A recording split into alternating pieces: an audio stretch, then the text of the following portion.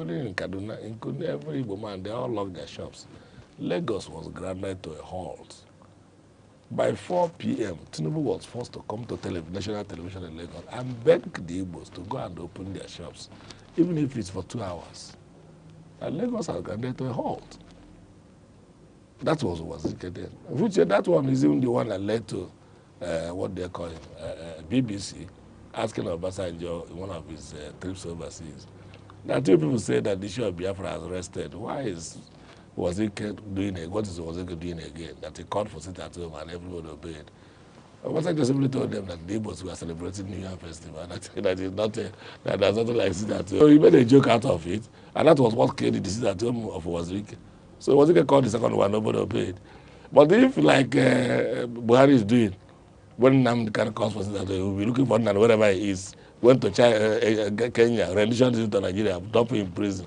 It escalated it and made the young man more popular. So if he has cracked joke like Obasanjo is old, maybe by now Aneke could have rested. Who knows, you know? All right. Also, beyond the Igbos moving their businesses to the eastern Nigeria, because as at this moment, we're still all Nigerians who have the right to live and invest anywhere in the country. What is your personal suggestion to the Igbos in Lagos, Igbos across the Federation, as a solution to see that this crisis is mitigated? Well, first, let them also know that wherever they reside, there's a law governing that place.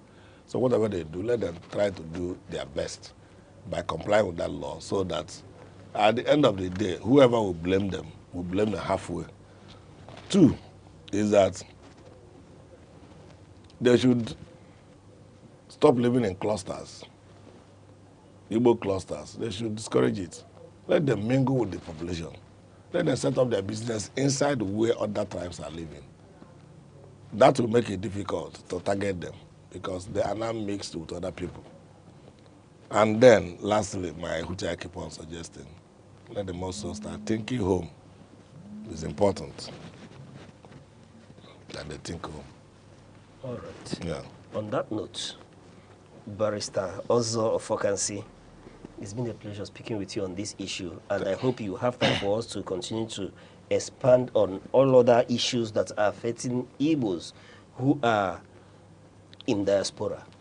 Thank you for talking with us. Thank you, Uche, for having me today. You see, the Igbo man story will never finish because the Igbo man, like a growing tree, never stops. And wherever the Igbo man is, they also like to make his presence felt. And that is the anger of a lot of people all over the world. All right. On that note, we'll turn back to you, our viewers. Remember that on this site, your views matters to us. Let us know what you think about this issue and possible solution to see that this issue of incessant demolition of Igbo property and businesses across Nigeria is stopped forthwith. Reach us with the hashtag The Insight, all at Aneke TV on Facebook, X, TikTok, and YouTube. Till we come your way, same time tomorrow. I am Uche Osai.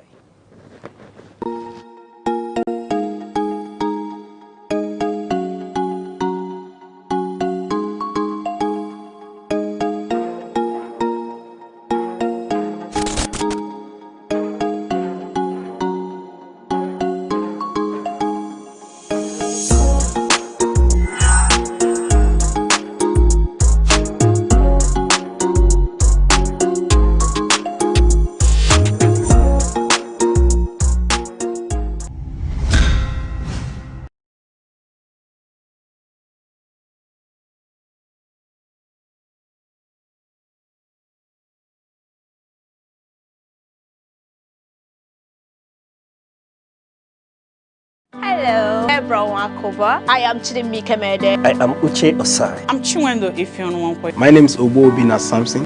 Please keep watching Aneke TV, or you can visit us on our socials like Instagram, Facebook, X, TikTok, or YouTube, all at Aneke TV. This is Aneke TV.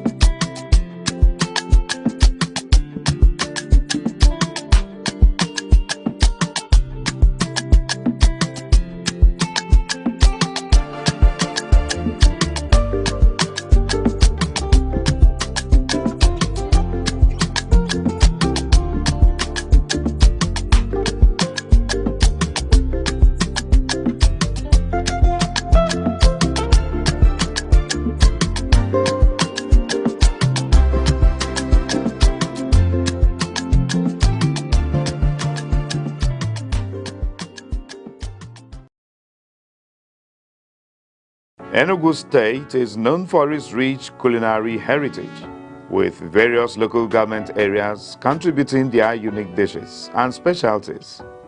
Some popular dishes across Enugu State include Okpa, a traditional Igbo dish made from Bambara groundnuts; Abacha, a popular Nigerian dish made from dried shredded cassava; Nkwobi, a spicy cow leg dish; Abobo or Fiofio, a porridge made from pigeon peas; Ofe Akwu, a traditional Nigerian soup made with palm fruits oil extract; Akpu, a traditional Nigerian food made from cassava tubers; Ogba, a traditional Nigerian food ingredient made from fermented oil bean seeds; Okwa, African breadfruit often used in traditional dishes; Oha soup, a traditional Nigerian soup made with oha leaves and cocoyam paste. And going over to the local government areas, we begin in an Inri local government area, which is known for the following cassava-based dishes: gari, fufu, and processed flakes; market-made snacks like the okpa, which is the Bambara nut cake; Akara-style bean fritters, and palm oil-based salads. Ogu local government is known for its hearty soups and stews, pepper soup variants and goats and Milton preparations, staples, yam and cassava.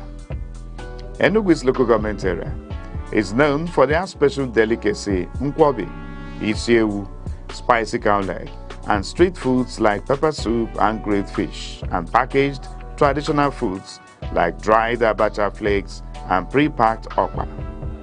And Enugu North is known for markets and ceremonial foods like abacha, smoked fish, ogba, which is fermented oil bean, and roasted proteins.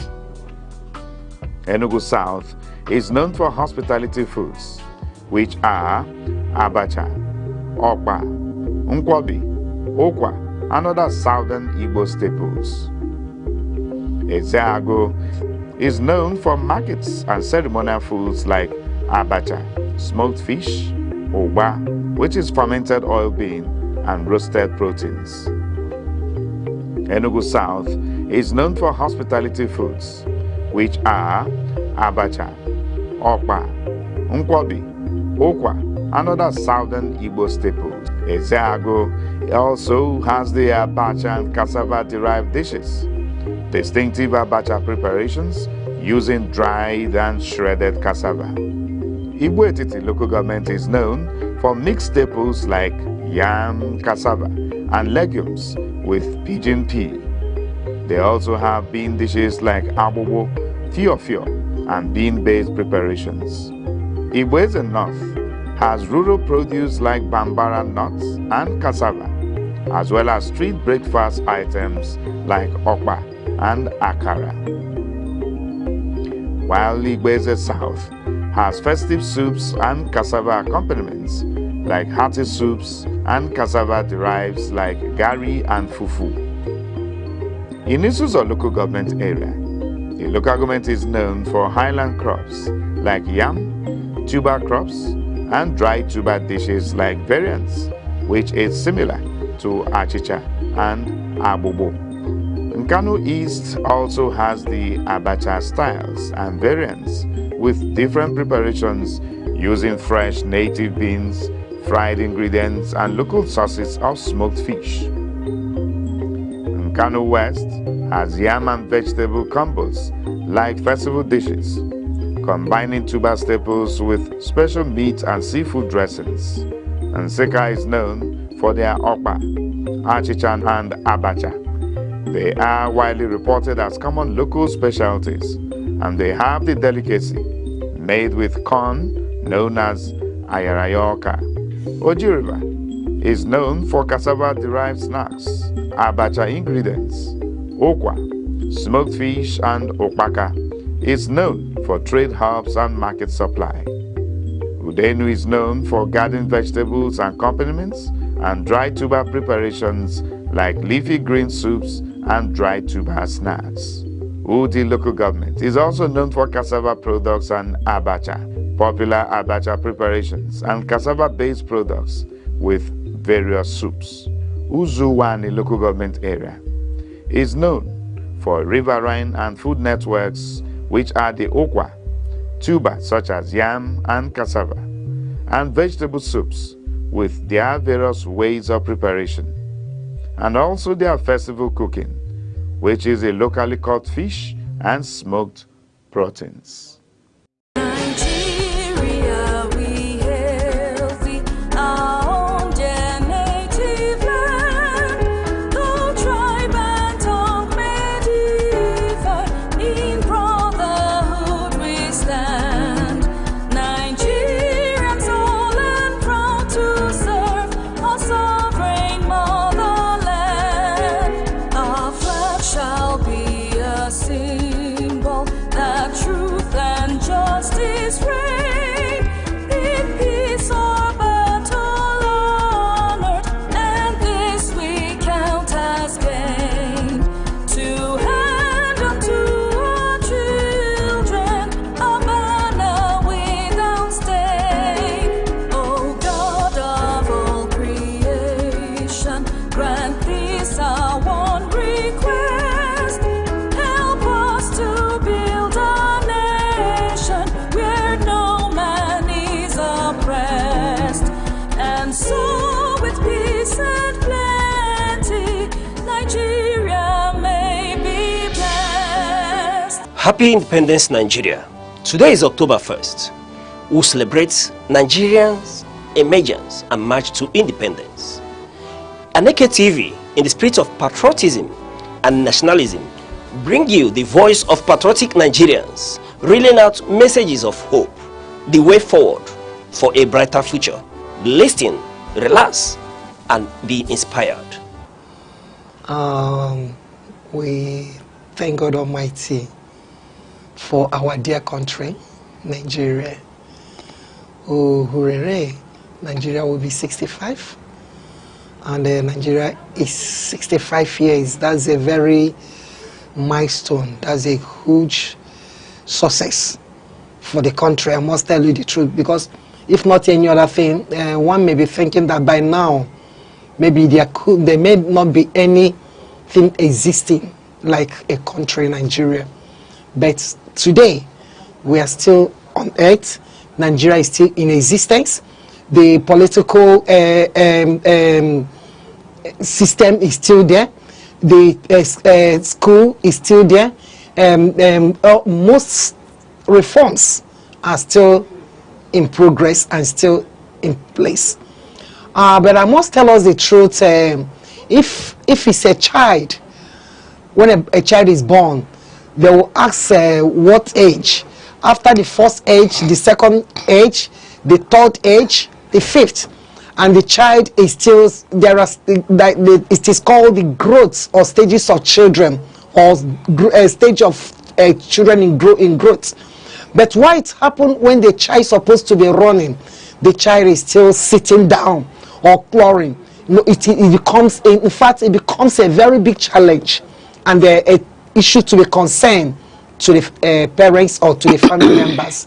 Honestly, Nigeria by now, 65 years, supposed to be a big country to come, even more than US and other developed countries.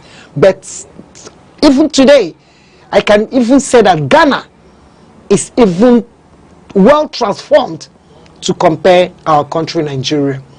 Though we still believe that tomorrow will be better than today. Hence, the Lord still keeping us. We'll keep praying for our country for better tomorrow. But I must tell us the truth. No, we are not doing well. We are not doing well, and I want to give that plea to our political leaders, because actually, if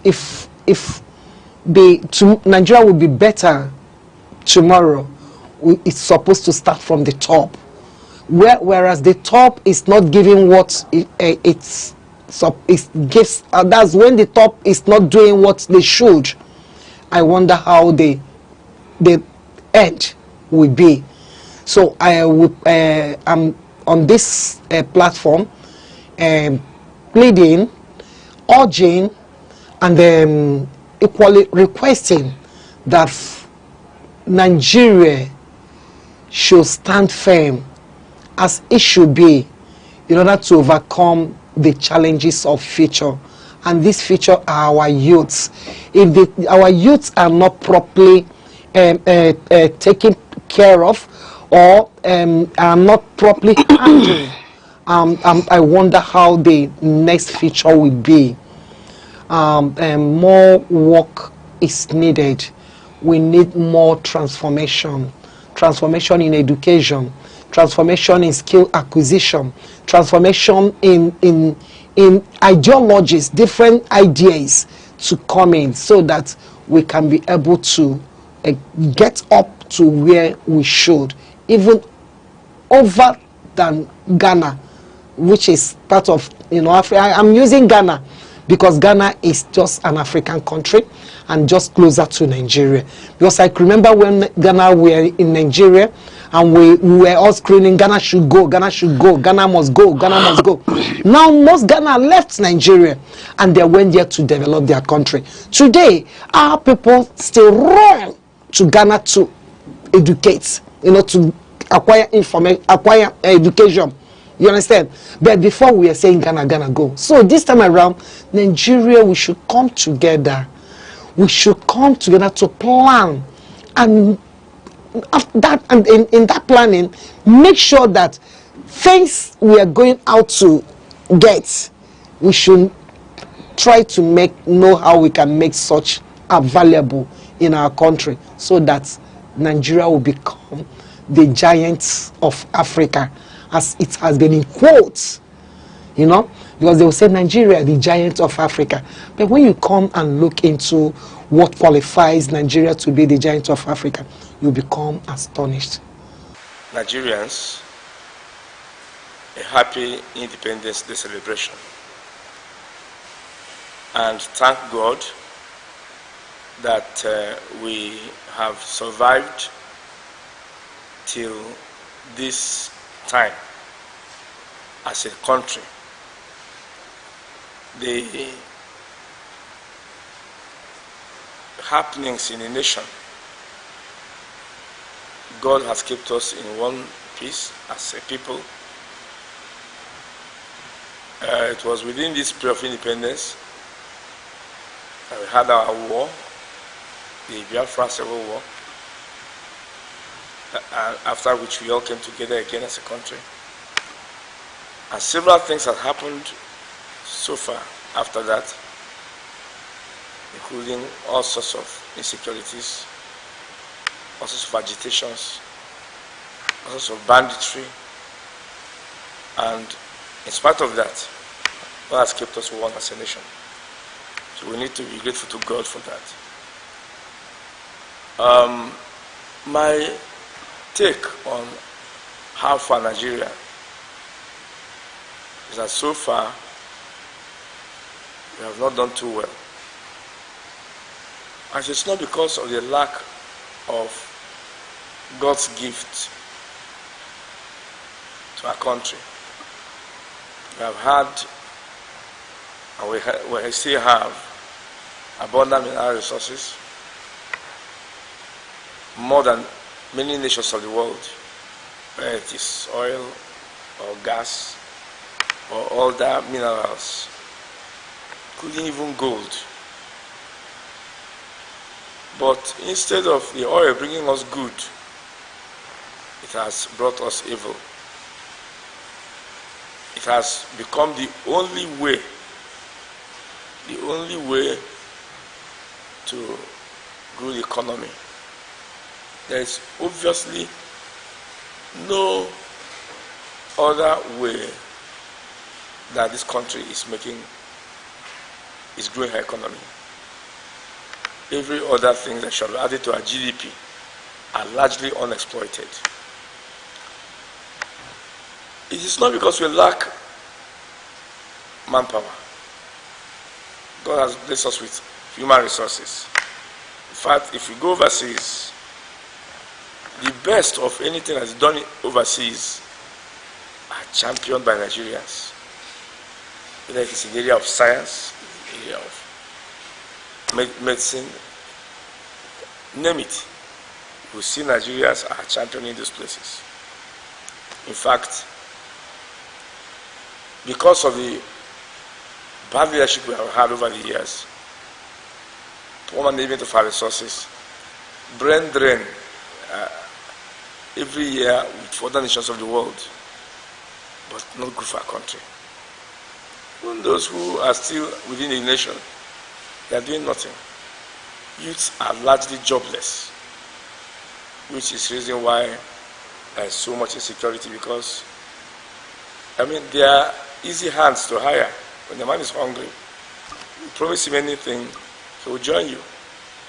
And that is why you see terrorism, banditry, having ready hands that can hire them. So far, Nigeria still remains the poverty capital of the world. That is shameful, because this country should have been one of the best countries in the world. Seeing the level of blessing that God has given to us, we have no reason whatsoever to be the poverty capital. The current per capita income of a Nigerian is not worthy to be mentioned. And the rate at which our naira depreciated has made our currency completely useless. And imagine where a coin of pound sterling or dollar, you go for 2,000 something. So you have to work for 2,000 something naira to be able to get one. So everything is just, our security is still very bad. You may have heard that bandits overran our military quarters, and they bombed even our military cantonment in Kaduna. Even though you people in the media are not talking about it, but it's a very bad sign. If that happens, what happens to these other smaller bases and cantonments? So we are at the mercy of bandits, terrorists. At the same time, our economy is so bad. People are scarcely finding food to eat. A lot of people have gone from 101. There is now 100 or 001. They just find something to eat as brunch, and then they wait for that brunch. They're not eating. Can't even eat food. But the other side to it also is that we are blessed with abundant lands, arable land. We need to even wonder why we are not able to feed ourselves. Is it that we have gone so lazy? And it's actually a function of this oil problem I mentioned, that we are now lazy to go to the farms. But insecurity has now worsened it. Because you go to the farm, before you know it, a terrorist will accost you in your farm and kill you. So everybody's running away from all sorts of things. So the nation needs help. Education itself, we need leadership. Well, the key role of the church, because we are the spiritual and moral compass of the country. The very first thing we owe this country is prayers. The second thing we owe the country is to be the moral compass for our young people. I'll tell you something, if the church is not existing, people will be eating themselves on the road. People are turned into cannibals because of the way things are now. It is still the thoughts of the church, it is the fear of hell and heaven, the message of the church that is still keeping the young people down. But for that, there shall be serious problem.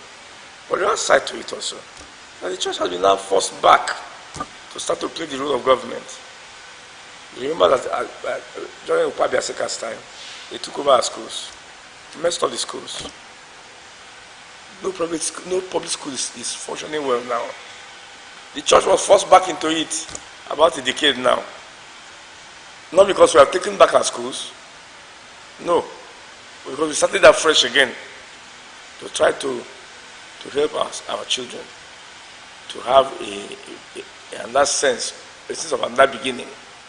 But that gap between the time they took it over and the time we started again has done a real damage to the country. And now, the government is not even helping the churches to improve on the schools and return the morality of our children. No, they even see it as competition. And the kind of levies and kind of taxes you see against mission schools and private schools tell you that, look, they don't want these people, and yet they are not able to provide anything meaningful for. Thank God for our governor now, Peter Amba, who is tinkering on the smart school. But the smart school, 262 or so throughout the world, they are still upcoming. Very few will start this day because the structures are not there yet. But when it is finished, it may help. But then there will also be need, because coming with technology and ICT and tech world is also a smartness that may not be guarded by morality. So they will also need the church to be able to have smart children, not smart criminals. Because you may have students, these students with tech, they can do anything, they can mesmerize anybody, and it's possible for them also. They don't have to be criminals, so they still need the church, still need morality. So maybe one of the things they must do will be to enable the churches come into those smart schools and be able to help the children know God, so that as they grow, as they grow up, they will not depart from their knowledge of God as they do well in school. Well, my personal word to Nigerians is that we should be patient. We should exercise hope. Hope, the Bible says, does not disappoint. Because hope looks and waits for things that are unseen. And things that are unseen are higher than the things that are seen. So let us wait, be patient with our leaders, and then hope for the best to come. And let us trust God. Let us not leave God. This country, our world is beginning to abandon God. A nation that abandons their God, believe me, they are heading for the precipice. Because it is only the fear of God that brings righteousness. It is righteousness that exalts a nation. So if you don't fear God, an anarchist, and there will be no righteousness in the land. And when there's no righteousness in the land, believe me, that land is undone. So let us return to God and let us seek God. Last time we had to hold a colloquium on the Ezenwoke, Ezenwani, these prophets, which self-acclaimed prophets that you see everywhere. Some of them are not even Christians, but because they are poaching on the greed and the poverty of the people, they will hire a place, hold a Bible, shout Jesus, and do nefarious things behind the curtain, and then turn the face of our youths into criminality. Some of them kidnapping, of them organ harvesting, ritual murder to make money, and they say it is returning to their roots. And our findings in that colloquium was that most of the problems came from bad governance, bad leadership. The children are hopeless. They are trying to find meaning. They are hungry. Secondly, modern tech world has introduced quick fix money, where you can make money in thousands before without much work. And also the church or the mosque or the traditional institution must return our children to wealth creation through hard work. That's when you now make money without hard work, what are you doing? The messages of the church must change. There's nothing like anointing for wealth. Miracle money, no? There's something like that. The Bible says, "Seest thou a man that is diligent in his works?" That man will sit with kings and princes and not with mean men. So you must be diligent, hard work, before you sit with kings. But these days they seek to sit with kings without working hard. And traditional institutions must eschew recognitions, chieftaincy titles in the village. And churches should also eschew awards to people with questionable characters. So we can return our country back to God. I can tell you, the years ahead will be better than what we have passed through now. Nigeria will be 65 by 1st of October this year. If I should turn it the other way around, Nigeria is old enough to stand as a nation, to cater and care for itself without looking back or trying to borrow from other countries. And what will somebody say that is the cause? Mismanagement. I am saying that as a country, that our leaders should re-strategize and look into the basic things in our country. We are blessed in so many ways. We are blessed as a country all around. Is it in weather? Is it in mineral resources? Is it what the nature has made? We don't have like what we hear from other countries. Small time they will say a house will sink or water will overflow everywhere. We are blessed even in the crops that we have. In short, generally, nature, we are blessed. But the issue is, how do we manage all these things that God has given to us? It is a call for our leaders to look into what is going on in our country. Well, congratulations, Nigeria, first of all. Congratulations, all of us. That Nigeria is aging to 65 now. a man of 65 should be regarded as a very old man and elderly. You say the elderly age starts about 60, 65. So at 65, Nigeria should actually be in the elderly statesman level. My view so far, I want to say that Nigeria has come a long way, and we're happy that by God's grace, we are still here in Nigeria as one country, united in love in spite of our diversity. So it's a thing to celebrate. Nigeria has grown enormously in many spheres since independence. I know that at independence, Nigeria had a population of about 4.5 million people at independence. Now, Nigeria has a population of over 200 million. And going by the same extension,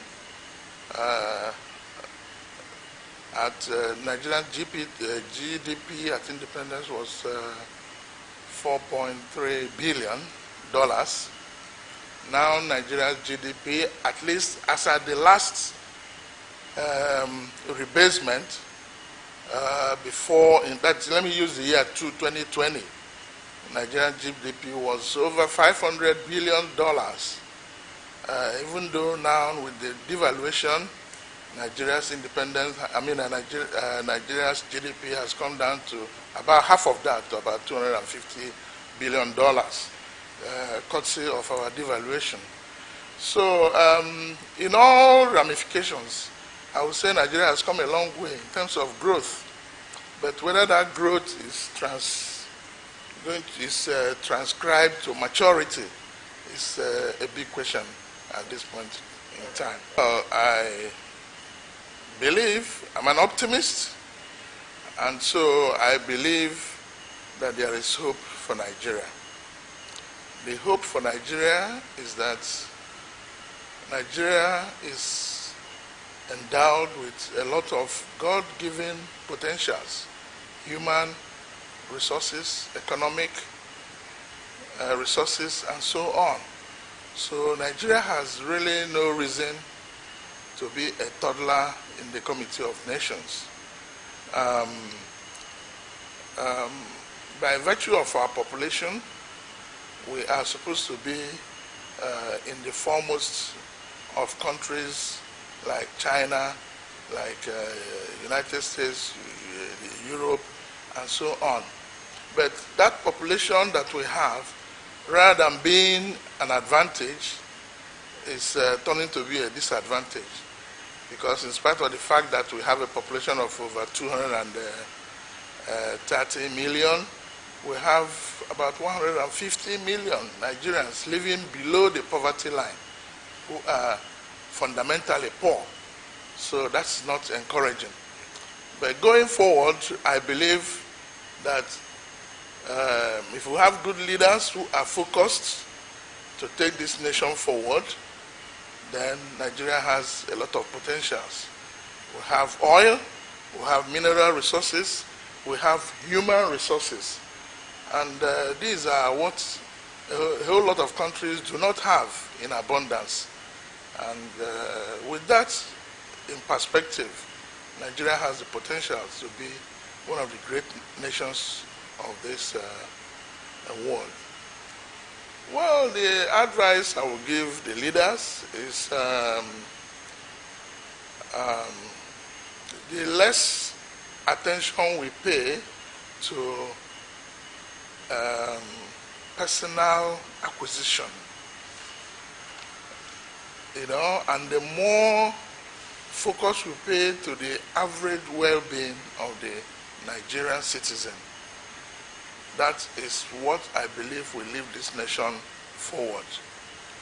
Right now, the youth, people I consider the youth, are probably more than 60% unemployed. And these are the energy. The people that have the energy of this country. The elderly people are busy burning down the potentials of this country by remaining in power, recycling themselves in positions of power and authority, and the young ones really don't have so much future. I don't see so much future at this time. So there needs to be a lot of turning around for this nation to be great. Well, the way forward, first of all, is in our, I will call it method or process of leadership selection. It is very, very screwed and unfortunate that the process of leadership selection throws up the mediocres in a country where you have a lot of the best in the world. Everywhere in the world, Nigerians are thriving, Nigerians are proving their mettle, Nigerians are distinguishing themselves. But when you come to governance, you find that we are throwing up people. The process is skewed to that extent that the best do not come out. So we find mediocres ruling over, I don't want to say the brightest of all what we have in this country and the rest of the world. There is a lot of hope. What the natural endowment we have as a nation gives us a lot of hope. Nigeria, like I said earlier, we have a lot of mineral resources. Our oil wealth alone is managed. It's enough to put this country at the top 5 or top 10 of countries in economic perspective of this world. The young ones have a lot of hope as well. At independence, the people who were ruling Nigeria, Nnamdi Azikiwe was 55 years. Abubakar Tafawa Balewa was 48 to 49 years. And the military governors that came after that, after the military coups, Aguiyi Ironsi was 39 years. Yakubu Gowon was 28, 29. These were people ruling Nigeria at that time. People in this bracket of age now are largely unemployed in Nigeria at this time. So I believe that if we go back to where we started, the youths are further empowered, and the youths realize that they have the energy and they have the education, they have the wherewithal to drive this nation forward. I think the sky will be a limit, going by the resources we have. Concerning Nigeria at 65, is that first, we give God all the thanks and praise that we still have a country called Nigeria that is 65 years today. As much as I can tell you that the dreams and the aspiration and the expectations of the founding fathers of this country is still very far to be met. We are still grappling with a lot of challenges as a nation. We are yet to really have a nation, because a nation should have a common identity. But here we have a country with different nationalities. So the problem that Nigeria has been grappling with is so much. Today we have a lot of unemployed youths. Today we have insecurity. You cannot travel across Nigeria without having your heart in the mouth. You have a lot of leadership crisis. We've seen a lot of our leaders that have done less to be desired. We've seen corruption taking the center stage of the government of this country. So successive governments, what we've gotten is nothing to really write home about. But like I said in the beginning, there is still hope. We thank God we are still a country, we are still a nation, and we're building a nation. So with hope that as time moves on, that we'll be able to correct challenges we find ourselves. No nation or country in the world that have never had their own types of trials. So I think we are still on our own, and we are trudging ahead. By His grace, we will have light at the end of the tunnel. Yes, my major advice to our leaders in this country is for them to focus on the people. If God has given you the opportunity and the privilege to be on the seat of leadership, know that God has entrusted millions of people under your care to provide jobs for them, to provide security for them, to make life worth living for these people, to make education accessible to all the citizens of this country. We have the resources to do that. So my advice to our leaders is to be leaders with empathy, leaders that will lead the people, leaders that will turn things around for the greater benefit of the masses. But what I can tell the citizens is to keep faith alive, keep praying, and then be part of the process. The evil men celebrate because the good ones are silent, or they don't want, they are passive. I encourage every Nigerian to be part of the process. Go get your PVC, vote for the candidates that will deliver the dividends of democracy. Vote for people you have their track records, people that have succeeded in their other endeavors and private endeavors as individuals. Do not entrust people you don't know their pedigree and background with the fate and prospect of this nation. What I will tell the Enugu is that yes, like I said before, we still thank God that we are celebrating independence. Whoever that is alive has hope. We believe that these challenges that we are grappling with in the country called Nigeria, that somehow we will overcome, and then we'll be able to make Nigeria to be that nation that our founding fathers dreamt of. So I am urging our people in the Enugu to keep hope alive and keep supporting the government. And as a Christian, keep praying for those in authority, because that is what the Bible has urged us to do. Leadership is not easy. You need to pray for them so that they will continue to be focused, that the Spirit of God will direct them to do things that will be beneficial to the common.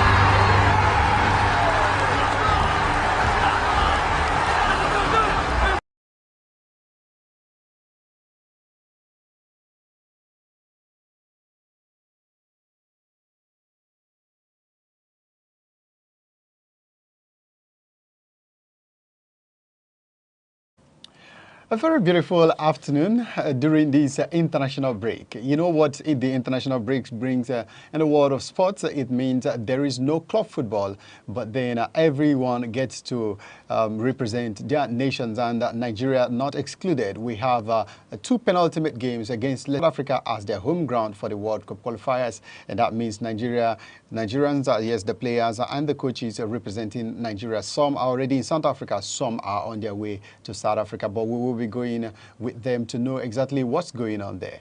Remember, my name is Kelechi Nnaji, and this is the state where the governor, Alex Oti, gave a warming closing remark, and we will definitely be taking a very close look at all of that. We also tell you about the players that have pulled out of their various national teams to check, exactly how it is going. Now let's go straight to, the England national team, where the Manchester City midfielder Nico O'Reilly has received his first call-up to replace the injured Reece James. The Chelsea captain withdrew from the England national team after he, pulled up with some injury in that weekend Premier League fixture against Liverpool, a game that they won, and he played in various positions in that one. Yes, Brazil and India, they have emerged as the standout nations at the maiden Abia Para Badminton International Tournament, edging Nigeria to fourth place in the final medals table. We will take a very close look as that one,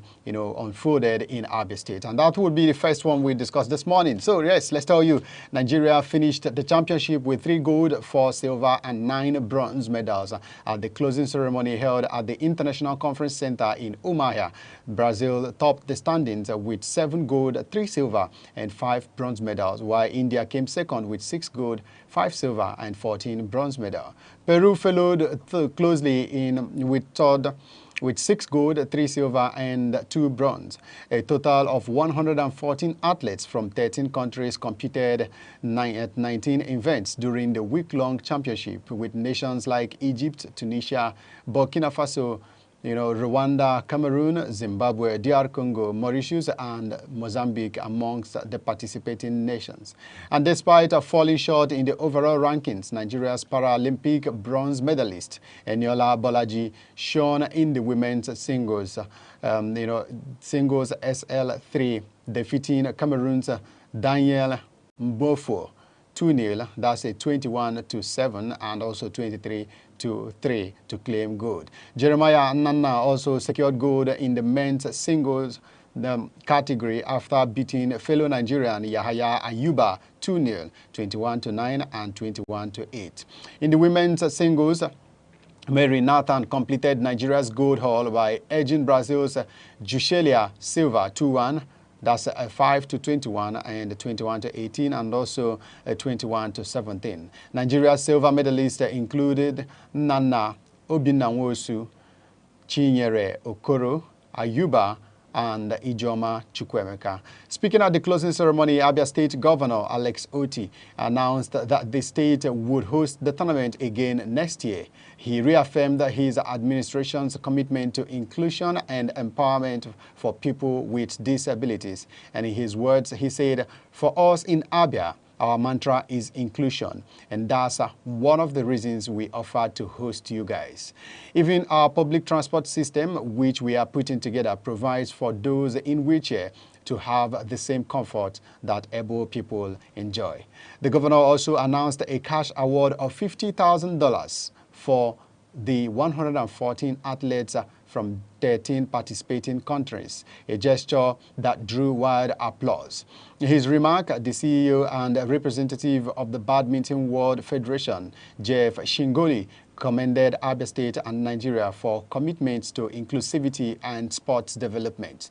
Abia State and indeed Nigeria have shown outstanding commitment by welcoming the world's best. This environment has been created to ensure the dreams of our para-badminton athletes thrive, he said. The president of the Badminton Federation of Nigeria, Francis Obi, also praised the OT for his sportsmanship and support, describing the event as a milestone for para sports in the country. The grand finale, attended by the Deputy Governor Ikechukwu Emetu, members of the State Executive Council, sports administrators, and fans who hailed the championship as a landmark moment for Abia sporting history. The competition will be immediately followed by the All-African Para-Badminton Championship, scheduled for October 7th to 12th at the same venue in Umuahia. Now, Abia State hosting the entire world, even though it is the para-badminton, but it is the things we love to see. Now, let's move straight to the Super Eagles as they have arrived at Polokwane, South Africa, ahead of Friday's crucial 2026 FIFA World Cup qualifiers against Lesotho. And according to a statement released by the team's media officer, Promise Efoye, the camp officially opened on Monday at the Ranch Hotel in Polokwane. The technical crew and the backroom staff, led by head coach Thierry Schell, are already on the ground, while players are arriving in batches via Johannesburg from their respective locations. Training is expected to begin today, Tuesday, October 7th, as the team prepares for match against the Crocodiles of Lesotho at the Peter Mokabe Stadium. However, it was gathered that assistant head coach Daniel Ogumodede will join the camp later today after overseeing Remo Stars' 2-0 victory in a Nigeria Premier Football League win over Wiki Tourist on Monday. The fixture will take place in South Africa as Lesotho currently lack a FIFA or CAF approved stadium suitable for hosting international matches. The country's main venue has been repeatedly rejected due to poor pitch conditions and sustained, substandard infrastructure, forcing the Crocodiles to adopt South African ground for their home fixtures in the World Cup qualifiers. Now, the clash against Lesotho is a very decisive one, especially for Nigeria, as qualification hopes relies on it, as they currently sit fourth with 11 points from 8 matches. But FIFA's recent disciplinary ruling against South Africa has dramatically reshaped the group.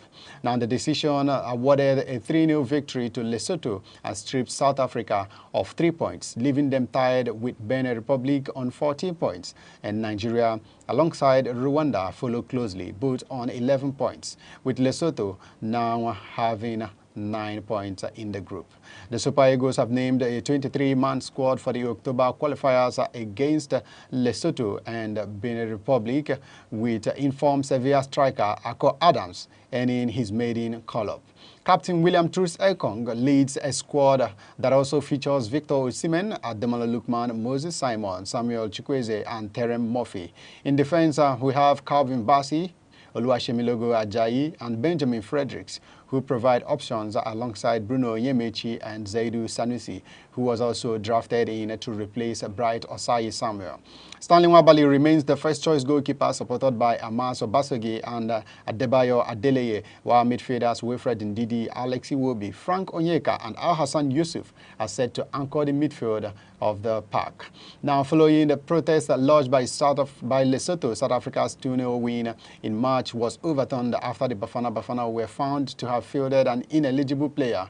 With 2 matches remaining, Eric Shaw's men know that victory over Lesotho would mean it will be a very important one for them, as they would also want to win the second game that will be against Benin Republic in Uyo. 2 wins could lift Nigeria to 17 points, potentially enough to secure automatic qualification depending on Benin Republic and South Africa's remaining results.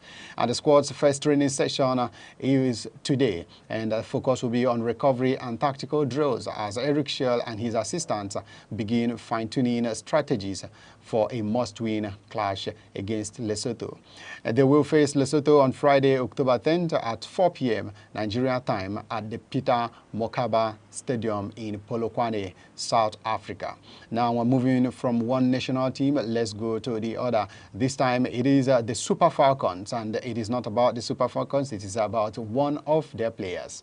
This time we're talking about Chamakan Nadoze, who has been pulling some strides in the Women's Super League in England. Super Falcons goalkeeper Chamakan Nadoze continues to make headlines after climbing the top of the Women's Super League saves chart, while also earning a nomination for PFA WSL Fans Player of the Month award for September.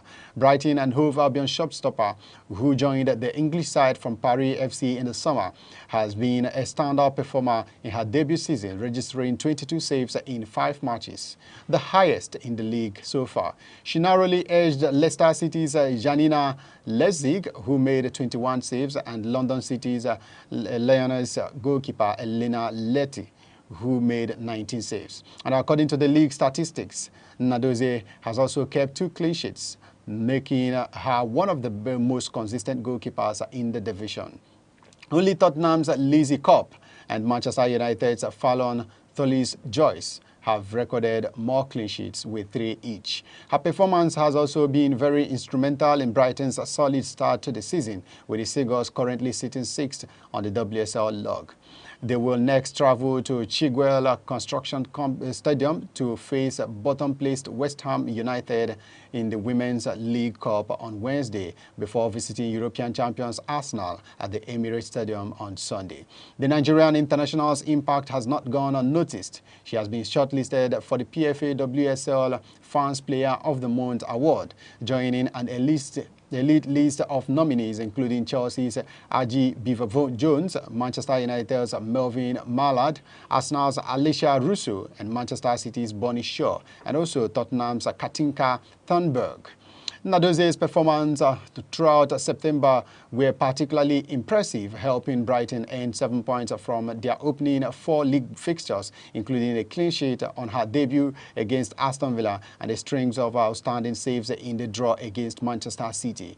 Across the matches, she made 16 crucial saves that highlighted her sharp reflexes, composure and command of the penalty area. Her 6 additional saves came against Spurs on Sunday, where she denied Katinka Thunberg, Bethany England, Evanila Sonomen and Toko Koga on multiple occasions, but could do nothing to prevent Thunberg's first half strike as they fell to a 1-0 defeat.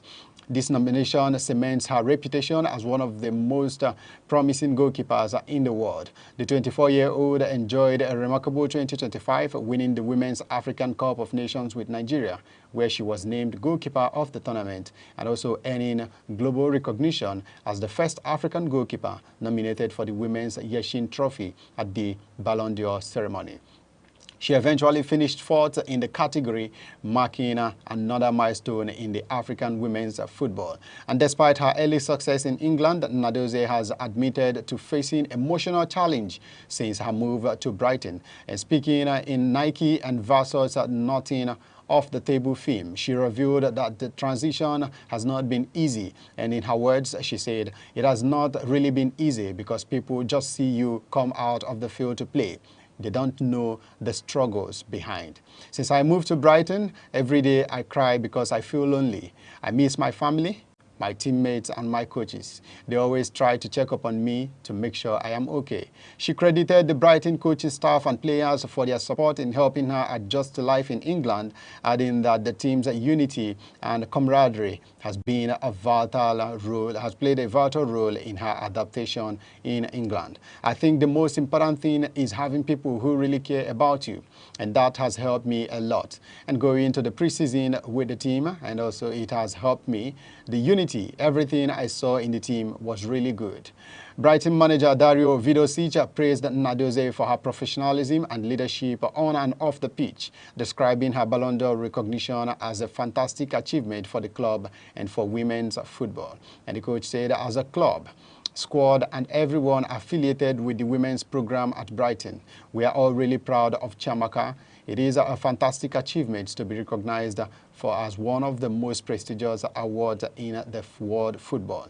Nnadozie's rise in England is coming just months after helping Nigeria lift a record-extending 10th WAFCON title, where she played a pivotal role from the backline. As she continues to shine for Brighton, her world-class talent continues to redefine what it means to be Africa's #1 between the posts. Now, moving on from Chiamaka Nnadozie, who is a member of the Super Falcons setup. Now let's go to another player who is a member of the Super Eagles setup. This time it is Werder Bremen defender Felix Agu, who has been ruled out of Nigeria's upcoming 2026 FIFA World Cup qualifiers against Lesotho and Benin Republic. Agu sustained a syndesmosis ligament injury in Bremen's 1-0 victory over St. Pauli last weekend. The fullback was replaced by Isaac Schmidt shortly before halftime, and Bremen confirmed on Monday via a statement on their official website that Agu will be sidelined for several months. Super Eagles head coach Eric Schell is now expected to name a replacement for the player, and Nigeria will be away to Lesotho on Friday before welcoming Benin Republic to Godswill Akpabio International Stadium in Uyo next week Tuesday. But the question is, who would Eric Schell draft to replace Agu? But man, let's move on quickly from Agu to another player who has been replaced by the national team. Right back, Reece James has suffered injury playing for Chelsea in the Premier League win over Liverpool on Saturday. And he posted a picture on Instagram of a shin gash following the game and has been ruled out following medical assessments. Nico O'Reilly steps up from England's under-21s for the game against Wales on Thursday and 9th October, and also for the game against Latvia on Tuesday, 14th October. The 20-year-old predominantly plays at left back, leaving Tottenham's Jed Spence as the only recognized right back in England team under Thomas Tuchel's squad. O'Reilly, who has been with Manchester City since he was the age 8, made 21 appearances and scored 5 goals for the club last season as he broke into their first team. He was part of manager Pep Guardiola's squad at the Club World Cup in the summer and has also made 9 appearances this season. Nico O'Reilly's call-up is a reward for his performance with Manchester City. The left-back has been converted from a number 10 by Pep Guardiola and started 7 of Manchester City's games this season. Tuchel has spoken about how he values the physicality of the Premier League and the players who are powerful runners, and he attributes that to O'Reilly as he possesses those. At well over 6 feet tall, O'Reilly joins a physically imposing England squad, and his ability to play across different positions will be of use to Tuchel if he makes the final squad for the World Cup. O'Reilly has played for England from under 15 level through to under 20s as he was called up for the under-21s in September, but had to withdraw because of an injury. Now, the 20-year-old still considers himself a midfielder, but the fact that he has been called up in place of Reece James suggests that he is going to be utilized in the defense. The withdrawal of James does leave England short of options at right back, with Spence the only natural player for that position, and he was actually called up as a left back in September. O'Reilly only made his first Premier League start as recently as April, but his impressive performance means that he has earned an increasingly important role this season. The Manchester-born youngster has played 648 minutes in all competitions this season, the 4th highest total for a Manchester City player. He has made a valuable contribution defensively, attempting more tackles per 90 minutes in the league than any of his teammates, while also ranking highly for possession won, blocks, and also interceptions. The boyhood Manchester City fan began the win against Wolverhampton Wanderers on the opening weekend at right back, but his 6 starts since then have come as a left back. And despite operating in the wide areas, he is a player who regularly looks to get on the ball, averaging 78 touches per game, a figure bettered just by 4 Manchester City players in this current campaign. And while he has yet to score this season, he demonstrates an eye for a goal in the 2024/2025 season, netting 5 times from close ranges. All right, and that's it on the extra time today, October 7th. 2025. This is where we bring you the best of sports every other day, and my name is still Kelechi Naji. Please make sure you follow us on the socials. Go to our Facebook handle. It is Aneke TV, both Facebook, Instagram, X, YouTube, and every other social media out there. Until we see you by the same time tomorrow. Bye.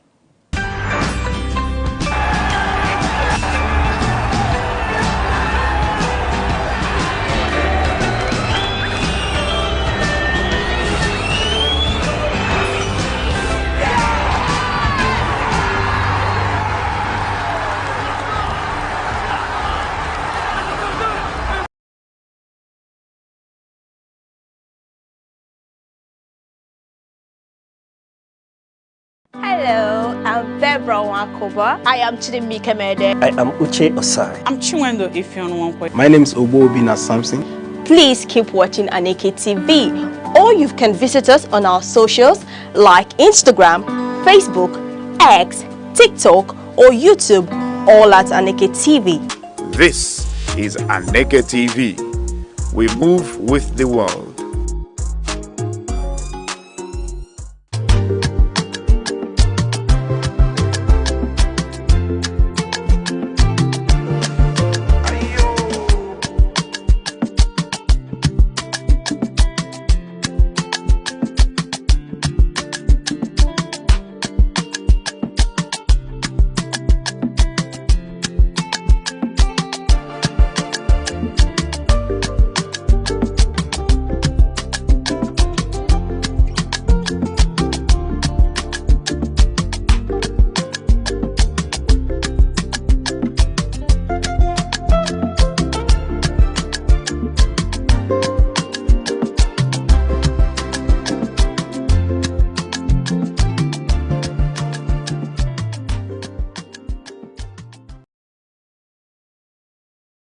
Enugu State is known for its rich culinary heritage, with various local government areas contributing their unique dishes and specialties. Some popular dishes across Enugu State include Okpa, a traditional Igbo dish made from Bambara groundnuts; Abacha, a popular Nigerian dish made from dried shredded cassava; Nkwobi, a spicy cow leg dish; Abobo or Fiofio, a porridge made from pigeon peas; Ofe Akwu, a traditional Nigerian soup made with palm fruits oil extract; Akpu, a traditional Nigerian food made from cassava tubers; Ogba, a traditional Nigerian food ingredient made from fermented oil bean seeds; Okwa, African breadfruit often used in traditional dishes; Oha soup, a traditional Nigerian soup made with oha leaves and cocoyam paste. And going over to the local government areas, we begin in an Inri local government area, which is known for the following cassava-based dishes: gari, fufu, and processed flakes; market-made snacks like the okpa, which is the Bambara nut cake; akara-style bean fritters, and palm oil-based salads. Ogu local government is known for its hearty soups and stews, pepper soup variants and goats and Milton preparations, staples, yam and cassava.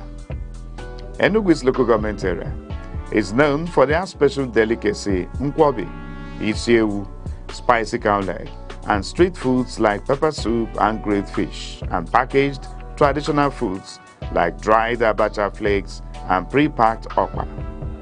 And Enugu North is known for markets and ceremonial foods like abacha, smoked fish, ogba, which is fermented oil bean, and roasted proteins. Enugu South is known for hospitality foods, which are abacha, okpa, nkwobi, okwa, and other southern Igbo staples. Ezeago is known for markets and ceremonial foods like abacha, smoked fish, ogba, which is fermented oil bean, and roasted proteins.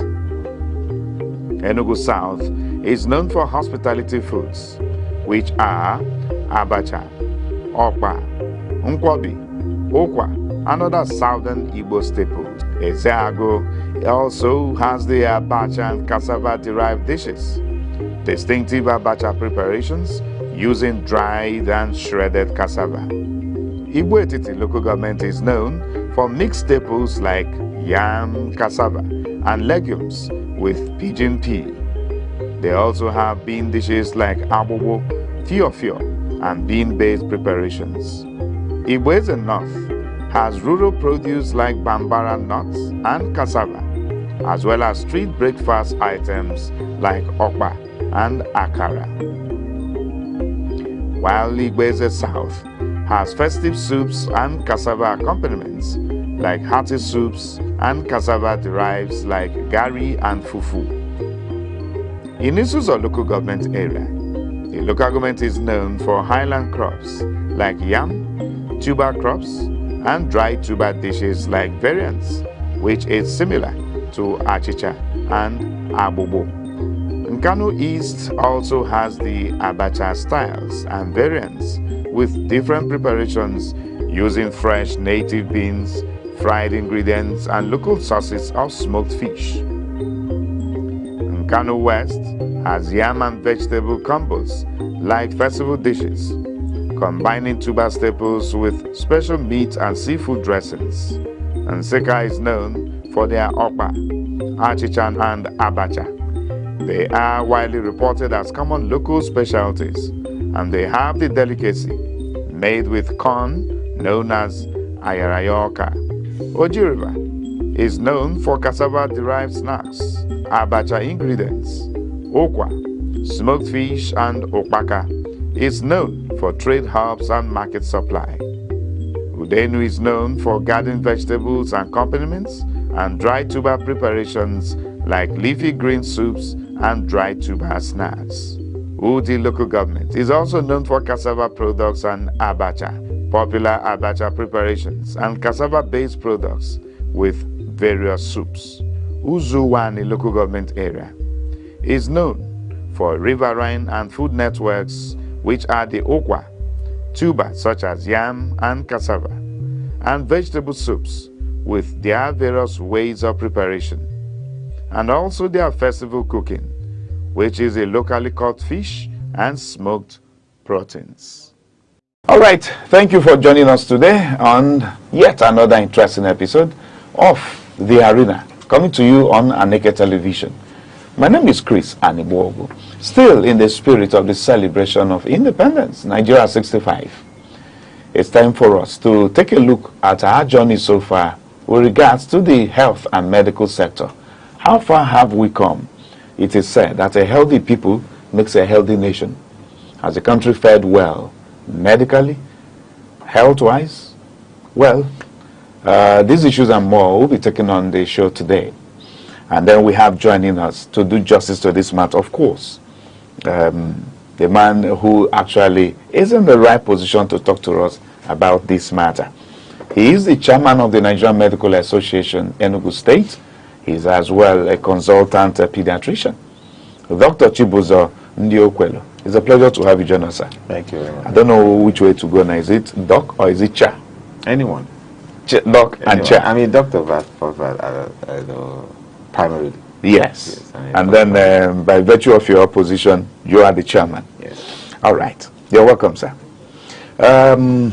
Yes, the health and medical sector in Nigeria. How far? How well so far? Nigeria is 65. Can we beat our chest proudly and say, yes, we're on track, the right track, so to say, when we consider the health and medical sector in Nigeria?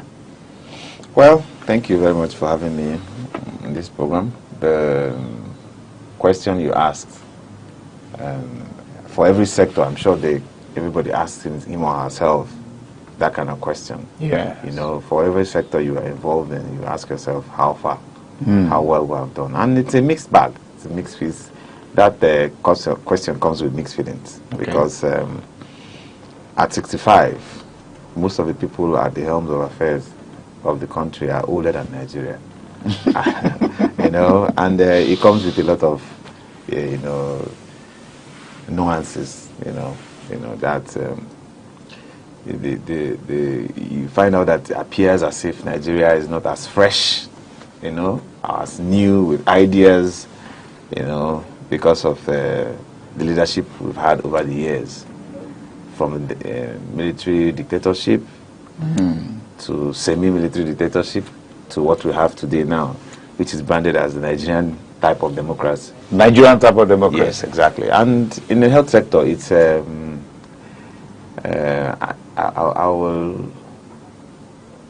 will refrain from using certain words to describe what it is, because in a country where you have the top brass of the government seeking for medical care outside the country, I mean, you know, it doesn't really encourage or engender confidence in the health system. Really, really worrisome. Yes, it's very worrisome, you know. But it doesn't mean that we've not had, we've not made giant strides, you know, in our medical care. You know, if you have doctors that are trained here, see how well they do outside the country, how well they are being poached and recruited. And that begins to baffle us most of the times. How come we say we operate substandardly here, but then our medical doctors seem to be the bride of the rest part of the world? Yeah, the thing there is that, I mean, in the health sector, there are two aspects. You have the human resources, there are material resources.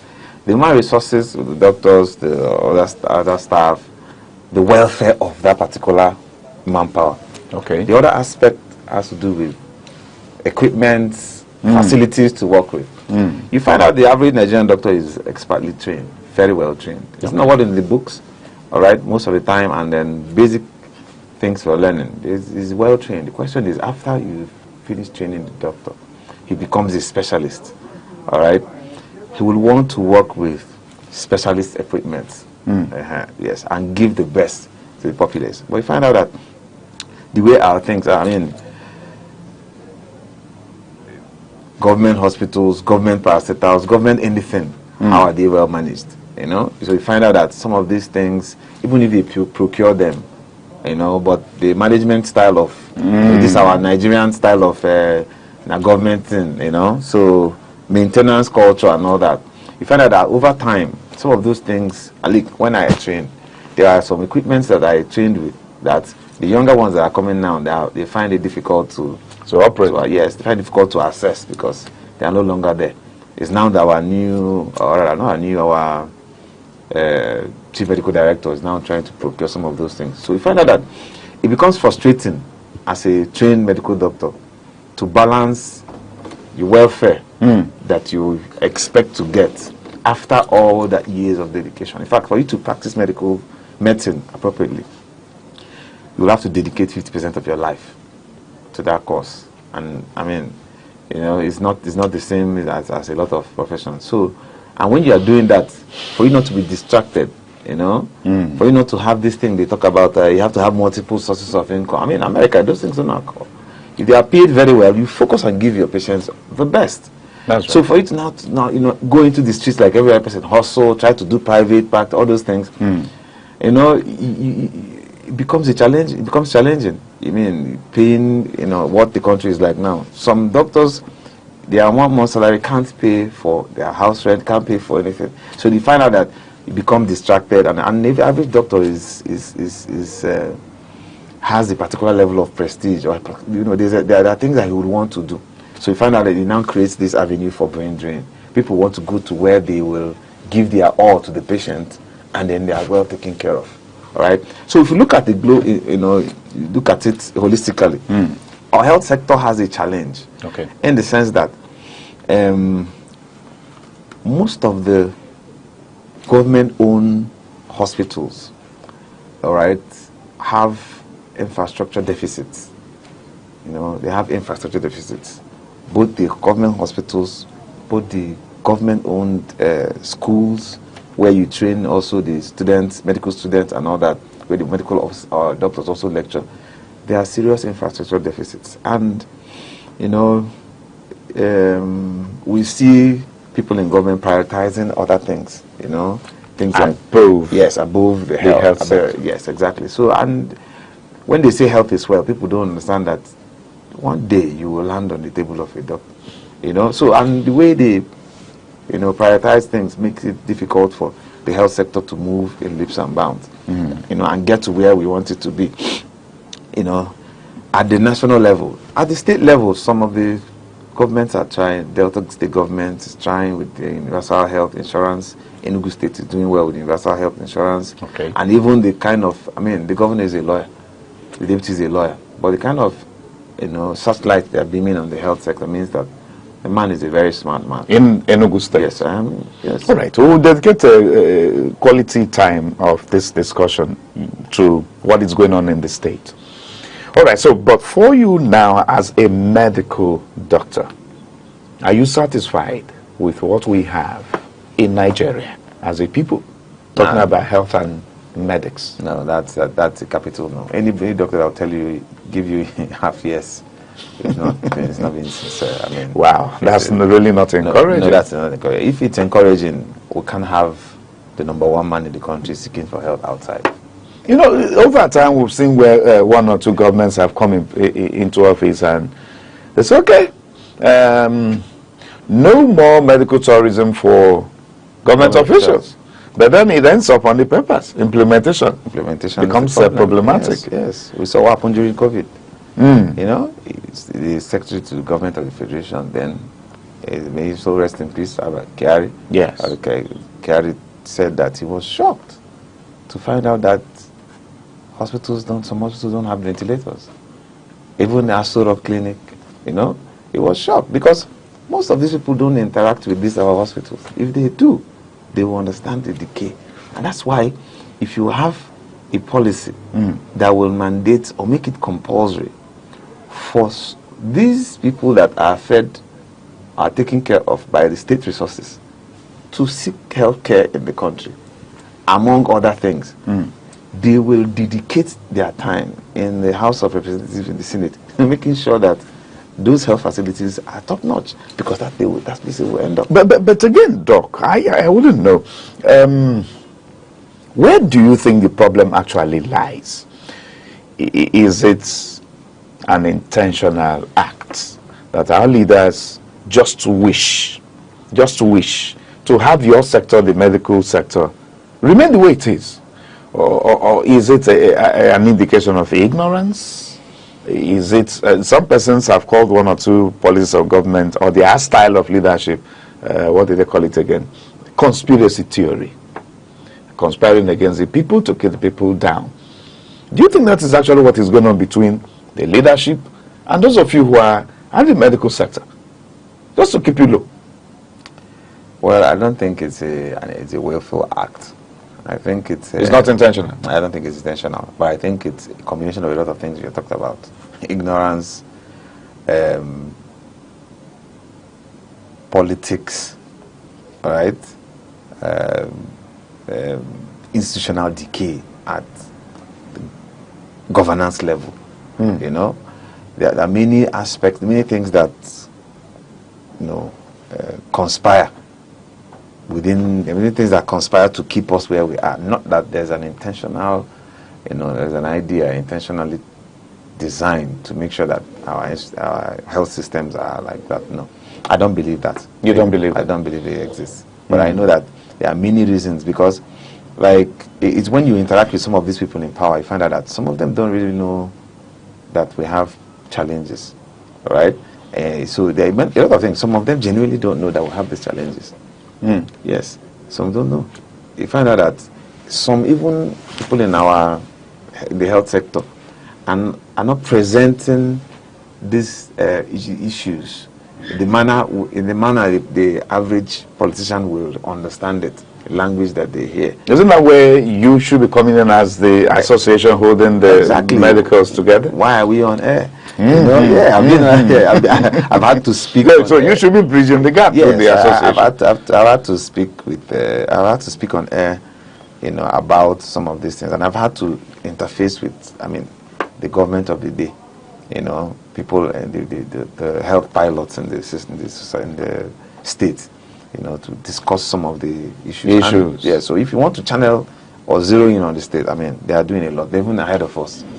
These people are really... I know, we're going to give you quality time to talk to us about what's going on in the state. Before we get there,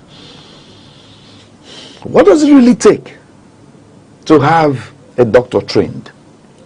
Wow. What does it take to have a doctor trained? It takes a community. It takes a community? Yes. It's something that when I look back, in fact, I never thought of it apart from... I've not thought of it in this manner till today.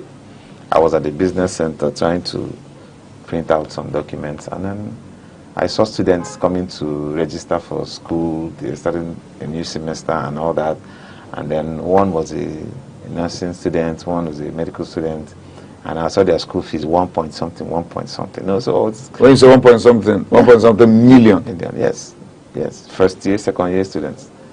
In the private university in this town. So I was like, wow.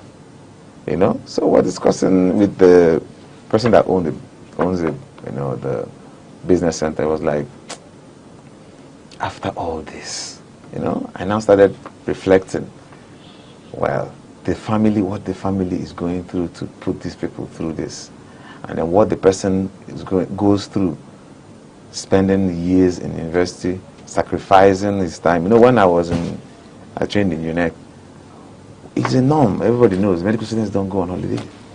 We don't go on holiday. You spend that 6 years, come out, do your house job for 1 year, do your service for 1 year, 8 years minimum.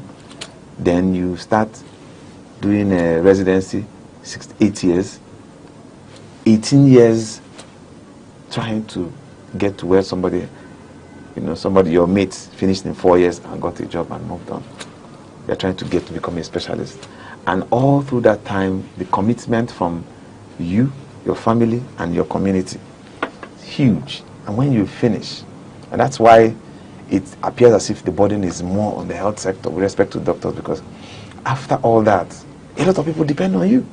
So that's why doctors feel like after all that commitment to human development and you are where you are, you know your worth, why do you settle for less when you are much more appreciated outside? And that's why you see this brain drain, Jabba syndrome and all that, you know. So it takes a lot to train a doctor, it takes a lot to retain them too. Because the way, you know, the system is, you know, it's not that encouraging. Like, the average professor doesn't earn up to $1,000. Not in this country. $1,000, average professor. I mean, how do you, in fact, when you put it into, when you analyze it, it's mind-boggling. You know, and that's the top echelon of the, you know, professor or CMD or chief medical officer. Not even anywhere near $1,000. So you ask yourself, what can you do? Can you even attend international conferences? Can you even publish papers? If you want to publish a paper, 3,000, 4,000 euros. So how do you fit, what becomes your worth after all that? All right, so these are the challenges that the average doctor faces. No, most people don't understand these things. All right, so it takes a lot to train a doctor. It takes a lot. And even the government also, the government commits also to training doctors, at least in the government hospitals. Yes, okay. In the government hospitals, you know, not government hospitals, government universities, the government universities, there's a way the system is designed to, you know, make it easier for the doctor to be trained here. You know. Maybe they subsidize the cost? Yeah, I won't call it subsidy, because we call it subsidy. I mean, when we were in school, nobody told us that our school fees was subsidized. You know, it's not anywhere. But when you look at it in the real sense of it, to compare it to what, you know, is obtainable in other places, you find out that there's something that they do to make it easier for people to be able to, you know, practice, or rather, so to be trained, you know, doctors in the country. So that's a kudos to the government side now. Yeah, they do their bit. They do their bit, you know. They do their bit. But, okay, now, before we go on a short break, I want to understand clearly. Doctor, what has happened to you, the doctors now? What has happened to sacrifice? It takes a lot to have you trained. But your training is here. And all of a sudden, you abandon the people here, abandon our hospitals, and then you're looking elsewhere. You want to go where the pastures are greener. What has happened to sacrifice, at least for the sake of the people, the vulnerable members of society who constantly are in need of medical and health care? When you abandon the hospital just for the sake of greener pastures, what about them? Okay, so you know that... especially when you know fully well that those of them within the corridors of power will always access you wherever you go. Yeah. But for the less privileged and vulnerable, they will not be able to do that. Yeah, so in 2017, luckily I was there in Chicago. Okay. Where the physician's oath was revised. And one aspect of the revision that was added there was I should be able to take care of myself so that I can take care of my patient. Okay, so the I before the we. It is very important. The doctor, I consult in Major Foundation here. Professor Picardo dropped dead seeing a patient.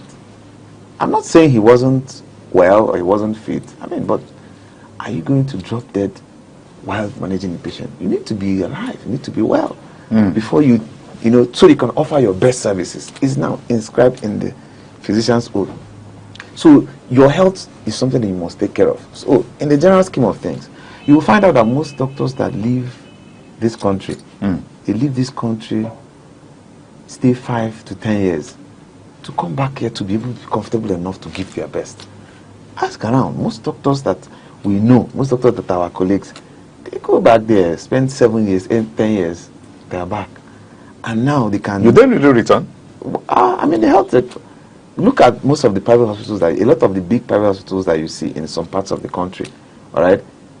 Their doctors are trained outside. Even in Lagos, all those big hospitals, all those things, most of them are foreign trained doctors. Okay. And you know that the best you can get in this planet is in your house, in your home.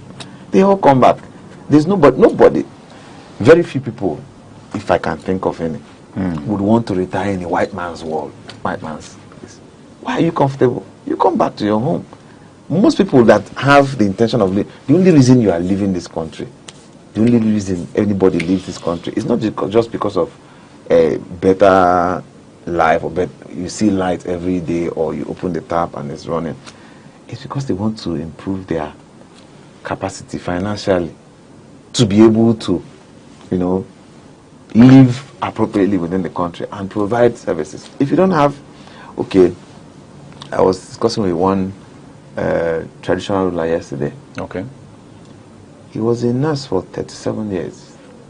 He's been a nurse for 37 years. He lived abroad for more than 2 decades. He came back here, built a hospital, a nurse, gave it to doctors to manage. They gave him, before you knew it, he's now the traditional ruler, living here. He has helped his community, he's helping his community. It's all that he did abroad. That's why he's here giving back. He's just not one of them. There are many. I know many. If I leave this country today, what am I doing at 78, 60 something abroad? If I spend 10 years abroad, I come back here, enroll in one university, continue giving the information I have, knowledge I have, translating it to the younger medical students. If I have enough, if I master enough well, I build the hospital, specialize in one particular aspect, and start improving the services in that specialist area. People do that. That's what has been happening. You find in different parts of the country. Okay, if that's really what it is, let me give you an example. People are going. A lot of our people go to Saudi, Kuwait. Do they want to live in Saudi forever? They want to live in Kuwait. Well, maybe is that financial capacity they want to acquire? Because the truth is, look at where we are. The young doctor that's starting today as a resident doctor is paid around 300 and something thousand. Is that a livable wage? Somebody was asking me the other day. He said, "What really does the Nigerian doctor want?" I told him I'm not one, but I'm privileged to be with one. So when we come back from this break, we'll ask you that question. What really do you want? Yes. All right, so there you are. We're having discussion today with Dr. Chibuzo Ndiokwelu, who is the chairman of the Nigerian Medical Association, Enugu State Chapter. And we're looking at Nigeria 65. How far have we gone? How far have we come with our health and medical sector? Stay with us, we'll be back. Welcome to Aneke TV, the heartbeat of culture, truth, and innovation. From breaking news to inspiring documentaries, from grassroots traditions, mysteries of life to global perspectives, we'll tell your stories. We amplify your voice and your vision. With every screen we light up, we connect, inform, and empower. It's more than a television. This is Aneke TV. We move with the world. All right, so you're welcome to the program. You're welcome back to the program. And we are still having the honor and pleasure of the presence of Dr. Chibuzo Ndiokwelu. All right, so back to you now. What really does the Nigerian doctor want? Okay. In specific. Nigerian doctor wants the best for the country. All right. The Nigerian doctor wants a happy workforce, medical workforce. If you have a happy medical workforce, they'll give their best. And they will be happy to stay back and do the best for them. Of course, our biggest problem, two facets, just like I said. Our biggest problem is welfare issues with respect to remuneration, basic living, living allowances that will make you feel like, okay, after all this, you can survive in this ecosystem. Because the truth is that most doctors, are surviving. They are not living. They are existing. That's the truth. You'll be surprised when you see doctors. They say this. The average doctor there are few people that are that big. The average doctor is surviving. When you look at the economic conditions here, if you have an average car, you will spend about 60 to 70,000 to fill that tank. If you run around a week, one tank is 1 week, times 4 is 240,000. Where is the salary remaining? you have 2 kids, 3 kids in school. School fees. You've not talked about house rent. You've not talked about maintenance. So I'm almost being tempted to asking you how much is a Nigerian doctor pay. No, But we're on air. We're not going to say. No, We're not going to say. Okay. Let's not talk about that one. You'll be surprised because most people don't really understand these things. They will think that doctor, you people are the big people. It doesn't work that way. It's not like that. It's not like that. Okay, we're gradually coming down towards Enugu State to see what is actually going on. But aside the welfare aspects for the medical and health practitioners in Nigeria, which you registered your position that is not actually anywhere near target so far, which has led to the brain drain, Japa syndrome, and all of that. The next thing you pointed out again is the infrastructural deficit. Most of our hospitals, especially when we begin to consider the PHCs, the primary health centers, that are domiciled at the local rural areas. When last did you visit anyone? Yeah. Let's bring it down to Enugu now. Yes, bring it down to Enugu. I've been in one this month. Apart from the secondary medical facilities, let's look at the primary health center. This month. Let's say last week, actually. What did you see? Yeah, Are you satisfied with what you saw there? Yeah, so let me give, because like I was saying, I think I was discussing you behind the scenes, we have a National Physicians Week. Yes. That's supposed to hold, Enugu was given the hosting rights. Okay. The national officers will be in Enugu, the national ESCO invited the and you have the right to air. Yes, when is that coming up? So it's coming up. We're not going to charge you for advance. October 19th to 25th. October 19th to 25th. It will happen here in Enugu. On the 20th, we have an outreach, a massive outreach in a selected community. Okay. And we went to scout the community, went to, discuss with the community leaders and everything. I looked at their primary health care center. So at least they had 2. Okay. So at least I'm aware, based on my office, that the state government had built and equipped 260 or 262 260 type 2 hospitals, right? Centers, okay. Yes. And I saw 2 that had the basic things you need for a health center to work. Because health center is like the primary place somebody is as ill should visit, and they can take care of your basic stuff. If now you need referral to a secondary facility, which means that they will have a nurse, they may or may not have a doctor, but even in this particular state, they are now posting doctors down to these communities, right? So we met a doctor in one of the hospitals, all right? I didn't ask him how he came, but I know he works in town here, all right? So I don't know the arrangement, but those places are now, in fact, in one of the hospitals, I saw a reverend sister doing checking the fetal heart of a pregnant woman. And if these things can, because if she down detects that the fetal heart is not normal, she can now say, nah, we need to go to Enugu, that kind of thing. And you find out that most illnesses or most conditions, most of the up to 8 out of 10 you won't have any problem.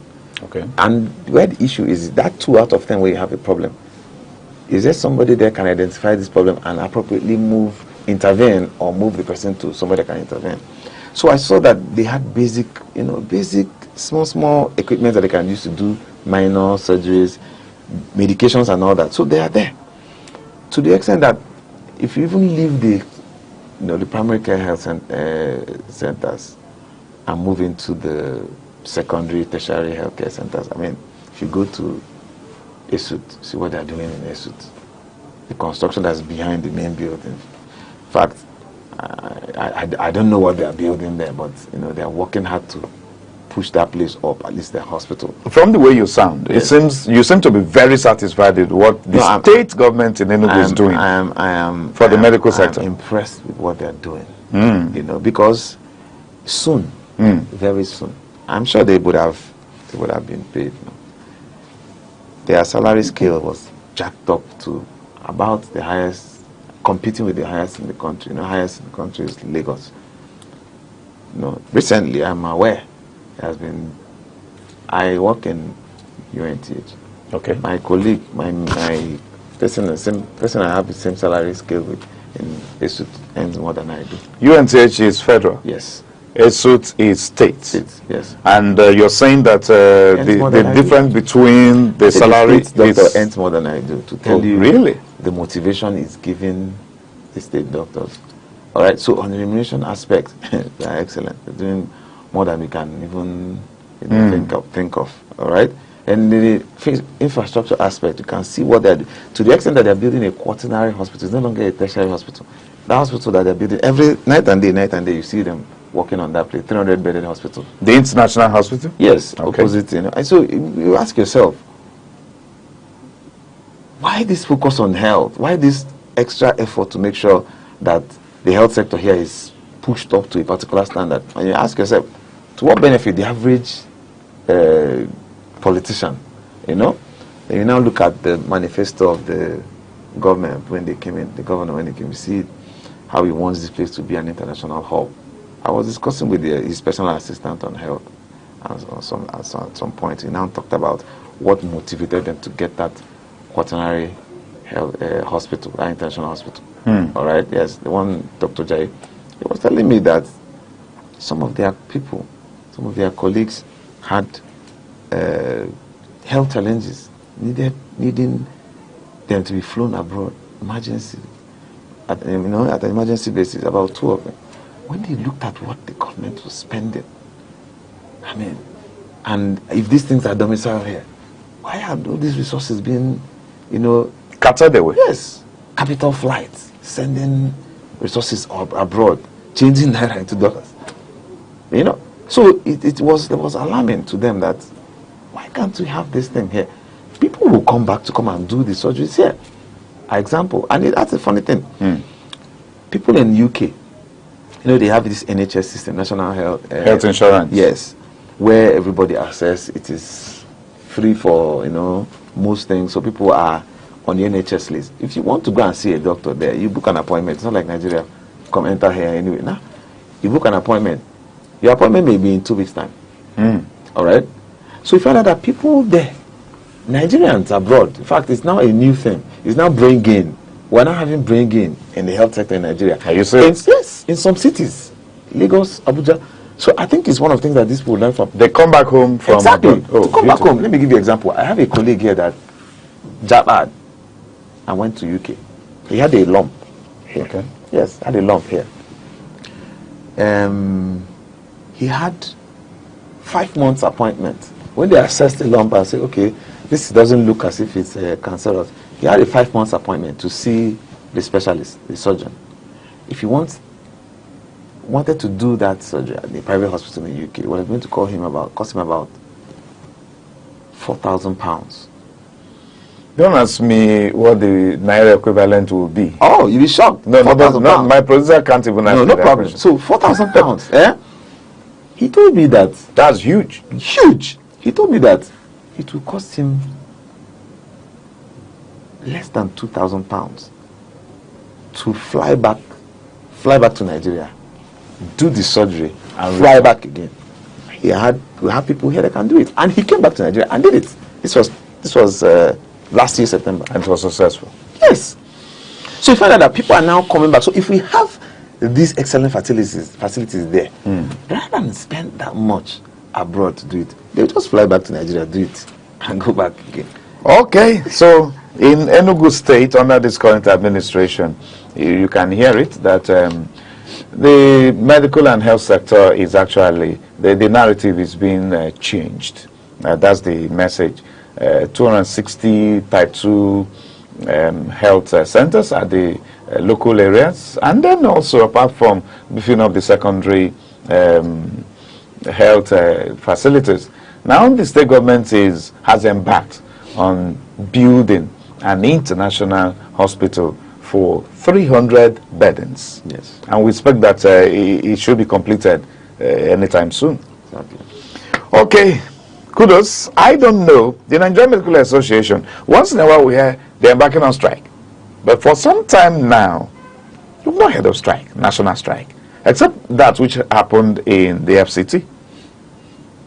The resident doctors in FCT, right? Recently. Yes, yes. We've not heard of any national strike from the NMA, and from the way you're sounding, it's obvious the NMA in Enugu will not be considering the option of strike over any matter at all whatsoever involving them and the government, right? Well, yes. Because each time you go on strike, yes, we know the implication. Yes, the implication is people die. Yes, people die. It's really huge. I give an example. When somebody was telling us about trying to say lawyers when they came for conferences here, a conference here with they were everywhere, plenty. Why can't? And told him that the Nigerian doctors. Imagine what it means for 15,000 Nigerian doctors to empty out all the hospitals from all the hospitals, quarter in one come state for conference for 1 week. People will drop dead. No, I will sue you. Yeah, it can happen. I'll personally sue you if you do that. The person a perspective of what medicine is like. That's right. All right. We have challenges, and we will always have challenges. Even in Enugu State, we have challenges. But the question is it at the level that we need to down tools? All right, is it at a level that's unbearable? Even at the national level, there are discussions underway now that may create some level of industrial harmony. You know, because there's a collective bargaining agreement that was set up, a meeting that was set up, and at some point, some issues happened at the level of Ministry of Health and Ministry of Labor. Ministry of Health suspended the discussion, Ministry of Labor suspended the discussion. And these things are supposed to, this is at the heart of, the remuneration of a doctor. At that national level, it's at the heart of it. Because since this downturn in the economy over the past 2 years, we've seen the military people, their salaries raised by 300%. We've seen the judges, all right? You've seen specific groups being compensated because of the challenges so that they can survive in this economy. But we're here. So we've been asking, are we not in that same, why are the military people and the lawyers more prioritized? Is it because of, So these are the things. So, but we don't, that's not our problem. Give us what we feel that is livable so that we can survive. All right? Yeah, so that's just it. So that particular agreement has been suspended, and the waters are being ruffled, and then the soil is shaking. And but that's not a sign that we should expect maybe another industrial action strike coming from. Well, we can't say that the industrial action is imminent. We can't say it's imminent. But please, can you go for the option of the Georgia?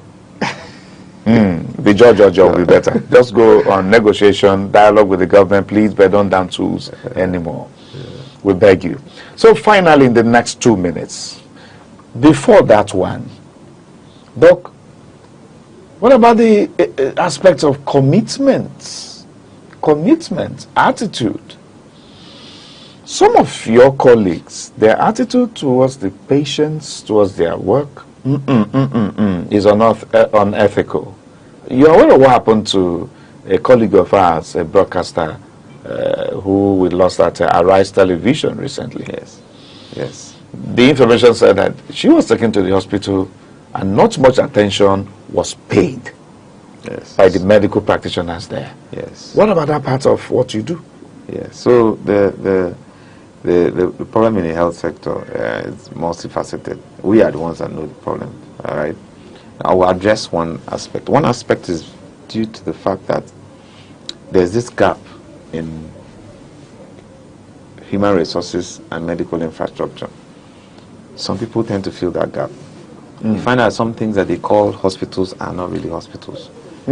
Some of them are not even managed by doctors. All right. So you see some of these things. Everybody has adorned the white coat is adjudged as as a doctor.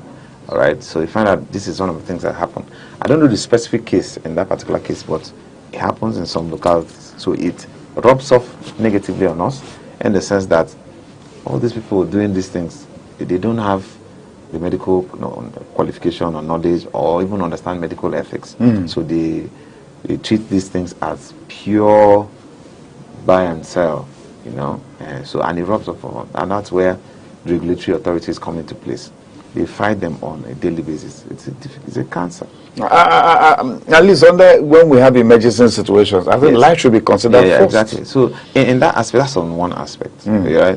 In another aspect, I can't say that we don't have cases of some of these things that you said by true medical professionals. You can't say it doesn't happen. You know, once in a while you see things that are not really up to standard, and that's why we have our medical and dental council.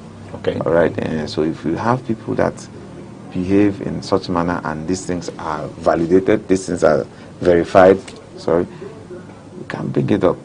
You know, we have our medical and dental council has a tribunal. Okay. A tribunal is equivalent to a high court. If they find you guilty, your license goes. Yes. Okay. So they answer some of these cases. Actually, it's not something that will broadcast. There are a lot of cases in front of them about people that engage in some of these practices, and these things go to the council. Without that, council is one that issues out your license every year. So if you are not licensed to practice, all those things, you are finished. Yeah. So unethical things can be brought to us as an association. Okay. We have ones that we are managing now. One in Anaba, one in Nsuka, one in Udi here. That people wrote to us, some lawyers wrote to us, some individuals just wrote to us, and we investigated. And we carry all these data materials, Ministry of Health, because they are the enforcers and people that are domiciled with the power to so look into some of these things. And we collaborate with them to make sure that these things don't go on again. In fact, one came to me recently that the hospital was shut down by the ministry, and now the owner came. The owner is the person that is now, the hospital is now a new owner, registered under a doctor, that they've done all the things that the hospital ministry said they should do, everything. But then they have called us. Please help us look at these people again. Look at them, look at their documents, the doctors, this. So no problem. We'll send a team to go and interrogate these people, because we know our people. So basically, that's how we work hand in hand with them. So it happens.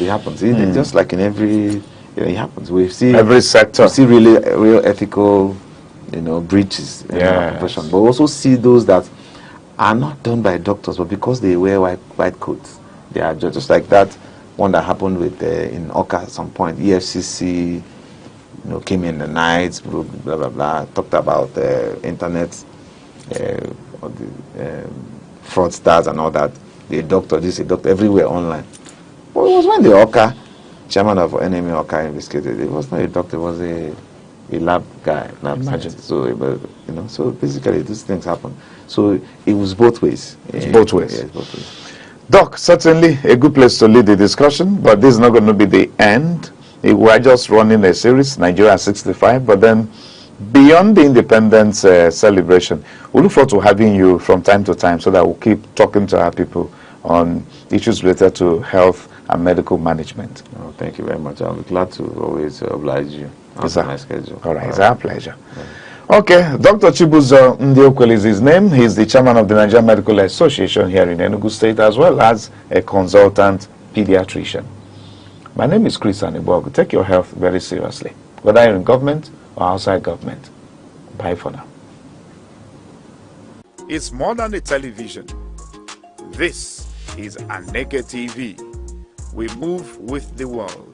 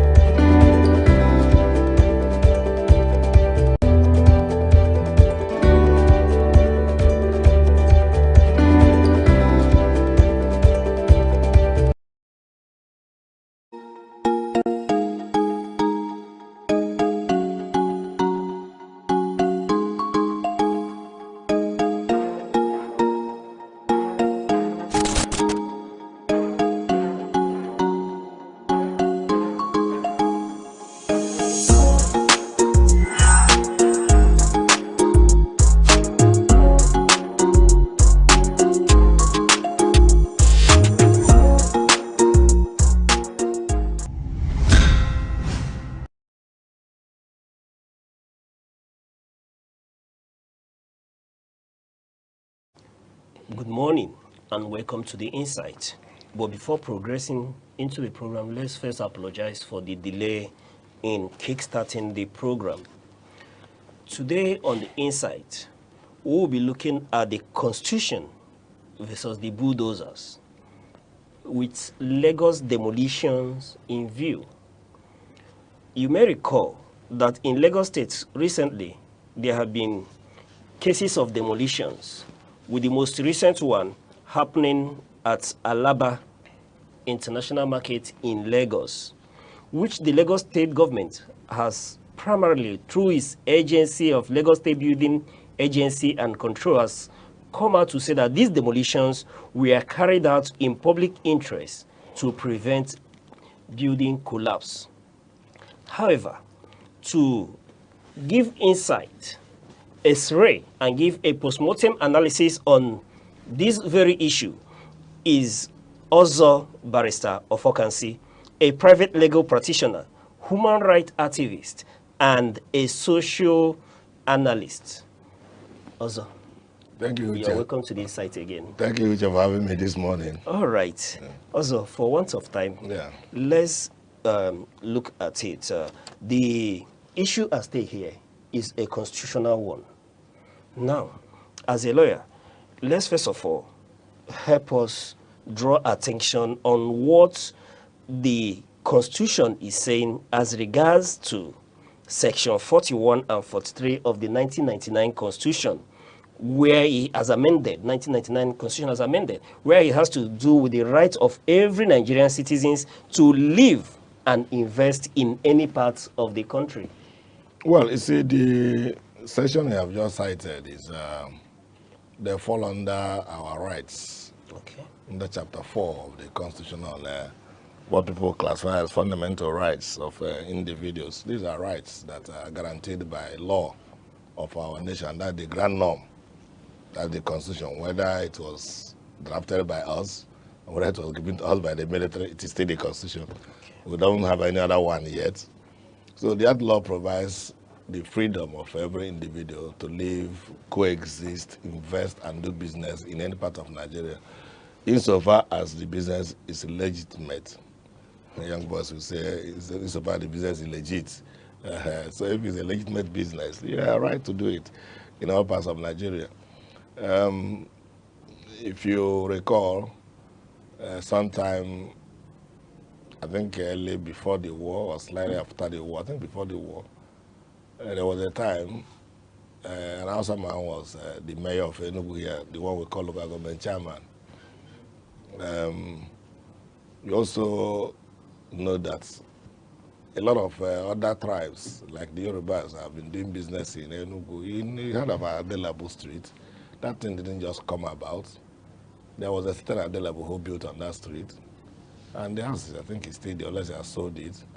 And very many other ones, you can name them, they are everywhere. So, but that right also has some little limitations. That limitation, one is that you must abide by the law of the state where you are doing that business or where you are investing. That's why sometimes you now see in the southern part here, there are often clashes between herdsmen and farmers. Okay. Which now the herdsmen somehow have turned into terrorism. Now, they have every right to do their business in the south. But that business must have to conform with the law of the southern part of Nigeria. You don't need to jump into somebody's farm, eat up his crops, in the guise of your rearing cattle. But if you can buy land, set up a ranch, nobody stops you. But the problem is that many of them want to do it just for free and then move about, roam about freely.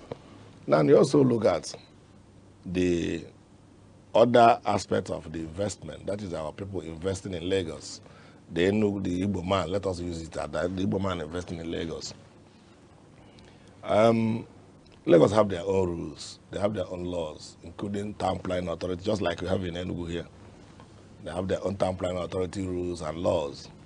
If you want to invest there, you must have to comply with that law or the rules.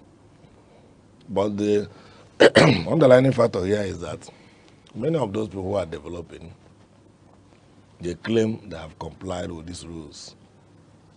But in the actual sense of the word, they still find an excuse to demolish what they have invested on. Excuse me. And if you look at the area where that was recently demolished as Panda, you were even talking about Alaba erroneously. It was as Panda Trade Fair area that was recently demolished, not even the core Alaba International Market. So the land in question was acquired by the federal government under, I think, under Obasanjo's regime. And it was the federal government that gave this land to these developers who are primarily Igbos. But Lagos state government, federal government can give you the land, but also if you want to develop it, you have to abide by the laws of Lagos in developing the area. But my worry is that a two-story building, it doesn't start and end in an hour. You must have to work on it over months, sometimes year, depending on your financial capacity. Now, Lagos state government saw them doing this thing, knowing fully well they acquired this land from the federal government. Now, the people also got the approval from the Lagos State Planning Authority, from the fillers who got. Now, the Lagos State government is now saying that the people who gave them the approval are not the right people. So who is to know which one is the right people? If you come here and say you want to visit Aneke TV and you want to talk to the anchorman of Insight, and they showed you Chosai, you discuss with Chosai, maybe you bring the advert. At the end of the day, the advert didn't air. And you come back here and say, why didn't you air my advert? You say, no, where is the money for the advert? They say, I gave it to the anchorman of Insight. Is it not to your staff? He said, no, the man who gave the money is not the right person.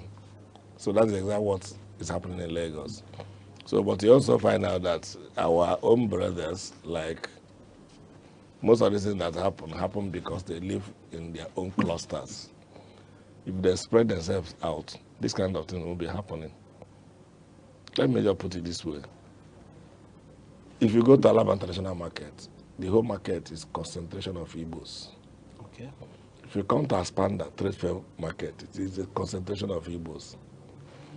Now, Idumota, virtually all parts of Idumota, and all the ground, all the high-rise buildings, all their warehouses there are owned by Igbos. But if they mix up with other tribes, maybe if a Hausa man wants to invest in Aspanda, they allow him.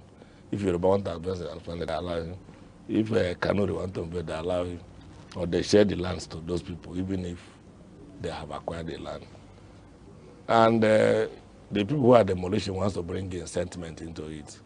They will now find out that if they are demolishing one because he's an Igbo man, the next one there is a Yoruba man's own. So they won't demolish the Igbo man's own and leave the Yoruba man's own. Okay. So that kind of mix-up habitation could have solved some of the problems. But when you live in clusters and this pathological hatred some tribes in Nigeria have for the Igbo race, they invade the place. From number one to the last number there is owned by one tribe. Then the fear of domination is always there. But the thing is that what I think they are doing is trying to provoke the developers, to look inwards to their own area. Like Obasanjo said, if you are afraid that the Igbo race will take over Lagos, it is not by demolishing their property, because if they want to make Lagos very uncomfortable, that is very simple. Sack every Yoruba man under employ of any Igbo business, eject any Yoruba tenant who is living in an Igbo man's house. The next day, you see the Yorubas kneeling there and begging them, want to come back, please don't go again. So, but this doesn't go well based on our law. It says everybody is free to coexist, invest, and the Section 41 I have cited is a grand norm. But again, the people are finding loophole to circumvent it, and that is what is causing the problem. That loophole to circumvent is telling you that the person you got approval from is not the right person. But there's no way you can tell me you will build two-story building. No staff of Lagos Town Planning Authority have seen you building. No staff of Ministry of Health have seen you building. No staff of Housing Regulatory Authority in Lagos have seen you building. Now, when you finish building and then you paint, They will bring Caterpillar D8 and level the thing up and tell you didn't build according to specification. All right. Before I ask my next question, I will request our directors to play that very short clip on this incident.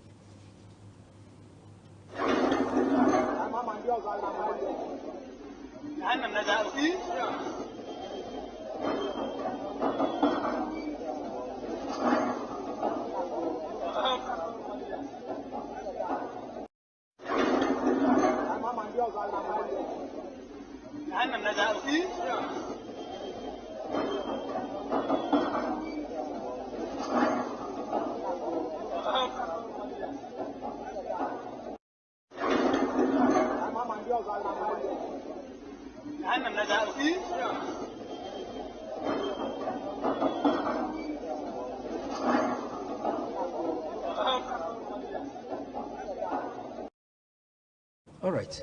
Sir, given all that you've said, do you see this as mainly targeted at the Igbos? Of course, yes. You can see from that clip we just played, the house is not under construction. It's a completed and well painted. You can see that been painted, it is completed. So if you had allowed somebody to build, but this is not the first demolition in Lagos. This is also not the second. This is not the third, not even the fourth. You keep on demolishing and people keep on building. And the irony of these things is that the Igbo man, wherever he goes, because we keep on saying it, that wherever you go, any part of the world, and then find an Igbo man, run away from there because that place is uninhabitable. So the Igbo man, wherever he goes, like when I was giving my intro on herdsmen, the Fulani herdsmen who want free land, who graze and destroy people's crops. If Igbo man gets into Kanuri Empire, for instance, today, just give him the next 5 years. He will try to erect his own shop. He must still be a tenant somewhere. Give him the next 10 years, he will buy a land there and build his own house. I'll tell you that is very comfortable in that place. All over the world, the Igbos are well settled. It is not only in merchandise, also in other areas of life. I said it here the other day, I think I was on this television. I would say that you might be sick here in Nigeria and they are taken to Canada for treatment. Lo and behold, you get to Canada, you find the people, doctors treating you in Canada are still Nigerian doctors. Nurses attending to you in Canada are still Nigerian nurses. But then you ask yourself, why can't they do such things here? Because the environment did not showcase them as profitable people. Environment sees them as threats. And excuse me, until the people stop seeing the Igbo man as a threat, that problem will continue. All right. You said other tribes see these Igbos as a threat to them. But can we equally, are there other underlying situation that you could say has given rise to this? Let's say, could you link this to any political situation? Practically no. It has no political connotation. I don't see it like that. Even before politics. During the pogrom of 1967, was there any political alignment that was going on? There was none. Except that Aguirre was killed, but it was a military push which wanted to stabilize Nigeria by bringing the universal constitution that everybody now has to be part of Nigeria, and then you come to the center to collect what you want to collect. That was why he was killed. But that has not, the ones that happened those days have no relationship with politics. Okay. It is because these people, you don't like them. And they don't like them not because they did anything to you, but because of the industrial nature of their psyche. That's why many people detest the Igbo nation. As far as I know, being an Igbo man, the Igbo man is ubiquitous. He's everywhere. And being mercantile in nature, he doesn't like to depend on anybody. They want to be independent, egalitarian. They want to be independent on their own. And they move ahead with their lives. But the thing is that people keep on putting stumbling blocks. And until the nation learns to respect that ingenuity of the Igbo man, this country, at 65, will still be crawling. After the war, the machines manufactured by the Igbo race just to fight the war were stored at the War Museum in Umuahia. The federal government locked up the place and neglected it. Nobody developed on it. Nobody capitalized on it. They just abandoned it there. If it were a nation that wants to develop, forget the ingenuity or whoever created it, forget the tribe or whoever created it, go and improve on those things. Get those engineers to pass that skill to younger ones. But they allowed the thing to die. That is the seed. Why? That's why I said politics, well, you don't rule out politics in everything one does, but then the underlying factor here is that there are areas where there's no politics. Just sheer. You see, I think it was the APC chairman in Edo State one day that was when the governor said, before Peter becomes to Edo State, you should have to tell him. And you're asking them, who are you? For Peter to take a visa from you to enter Edo State. Because that's what it looks like. If you don't clear from the governor, you won't come to Edo State. And the APC chairman was brought on national television like this to tell the world that he hates Peter Obi. Open. And I don't know, he could say, I don't like Peter Obi or I dislike him. The use of the word hate is so strong. He said, no, that's a place to the extreme. He doesn't see a middle course. If he doesn't like something, he hates that thing. So you find out how blunt that one was. Speaking about a candidate that was accepted by all Nigerians. Let me put it, in fact, by 80% of Nigerians accepted Peter Obi as, in fact, the world see Peter Obi as one of the best candidates Nigeria could have ever produced since their independence. But yet, the powers that be, that's why I said you don't rule out politics in anything one does. So you're asking me whether there is political undertone. There may be. All right. It's very likely. All right. Anyway, let me not digress now. But in fairness to Lagos State government, they've come out to say that the demolished buildings contravened the ruling plan, that most of them are illegal and constitute environmental emergency, like some of the buildings they cited, they say were built on or near the canals. Well, we have seen the distance between the canal and the buildings. And in any case, the Igbos has ever recovered land from water in Lagos. There's unfeel a lot of waters in Lagos and narrow down the canal, most canals. The Lagos State government did not allow by international market. I was still a student in the university where it was being consulted by the Igbos who were ejected from Alaba Lego in Ojo local government area around the Ajegul area. A lot of Igbos were ejected from there. They now decided, let us go and give us a vision. They now gave them this land towards Badagry Road. That place was a swamp, complete swamp. You see there, you see raffia palms and everything growing everywhere. You see water tortoise, you know, as if to say you are walking inside the ocean. But that's Alaba today. Those waters receded because the Igbo man feed those areas given to them by the Lagos State government then. And in any case, if they contravene the building regulations, that is what I said. Why did they leave them all those while building those houses, getting whatever approval they are getting from the state government, having bought the land from the federal government? Why leave them until they complete? Why not stop it at the nick of time? Why not stop it? Okay, so is your considered opinion that this demolition in Aspanda, in Lagos, in Lekki as well, contravenes the position of the Constitution of Nigeria? Of course, it does. All right. The right to invest, because the people came out with their papers. We got this deed of grant from the federal government, the owners of the land. We went for building plan, it was given to us.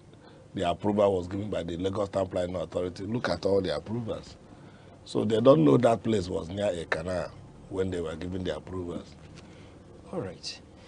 Let's look at, from this line of argument, what next can these investors, these individuals that have legal instruments, say the CFO, or other legally recognized documents, what else can they do now? What they can do, which I have ever advised, is that they should not put their eggs in one basket. But it has happened. I'm coming. If it has happened now, it doesn't mean they are all bankrupt. They can be. Invest 60% in Lagos. Or invest 55% in, let's say if you live in Lagos. No problem. We don't want anybody to come back home. But go to your own home area. There are very virgin lands to develop. I'll give you a little instance, Uche. There was a time this Alaba International Market, people there had a meeting. They wanted to create a similar Alaba International Market down southeast here. Fortunately or unfortunately, I was one of the lawyers that was consulted to source for space. A space was gotten between Obekenike and Ugogonike towards the express that then brought the new road going to Nsukka. The Igwe of Nika was consulted. His Royal Highness Igwe Barrister Emeka Ugwu is still alive. We told the people that the land gotten there is, we want land 10 times the size of that Alaba in Lagos. You see one beauty in business. If there is a cargo airport wing in Enugu, and you get your consignments from Japan and China and flow them into Enugu through the cargo airport, because they don't have any port here unless you use Port Harcourt. And then that market thrives because there's a very close an airport around. People who are in Lagos, whether they are Yorubas, people who are in Kaduna, whether they are Hausas, people who are in Calabar, whether they are Calabarians, they will come to where that it is.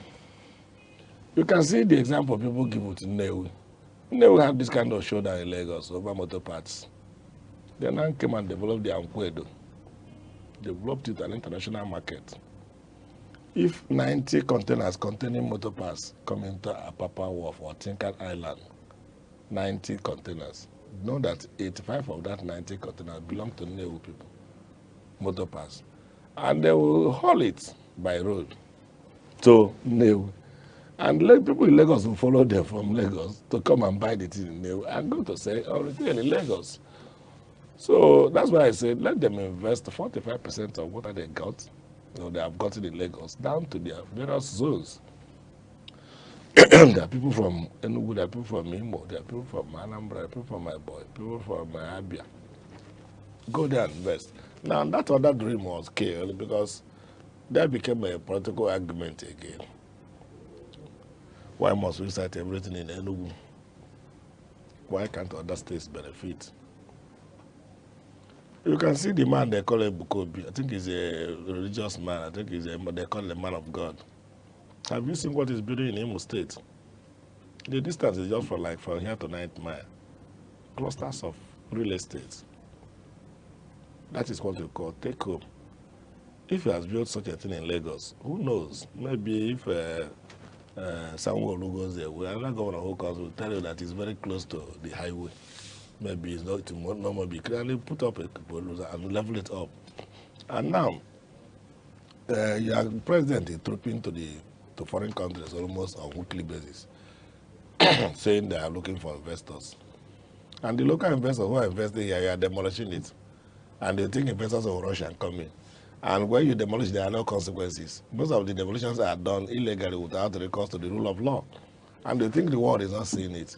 The world is a global village. So don't forget about investors. No investor is coming here. No investor is coming to Nigeria because your own local investors are being discouraged. All right. On that note, we'll go on a short break. And when we return, we'll continue to probe on this issue. Hello, I'm Deborah Wakoba. I am Chidimike Mede. I am Uche Osai. I'm Chinwendo Ifeonwankwe. My name is Obobina Samson. Please keep watching Aneke TV. Or you can visit us on our socials like Instagram, Facebook, X, TikTok, or YouTube, all at Aneke TV. This is Aneke TV. We move with the world.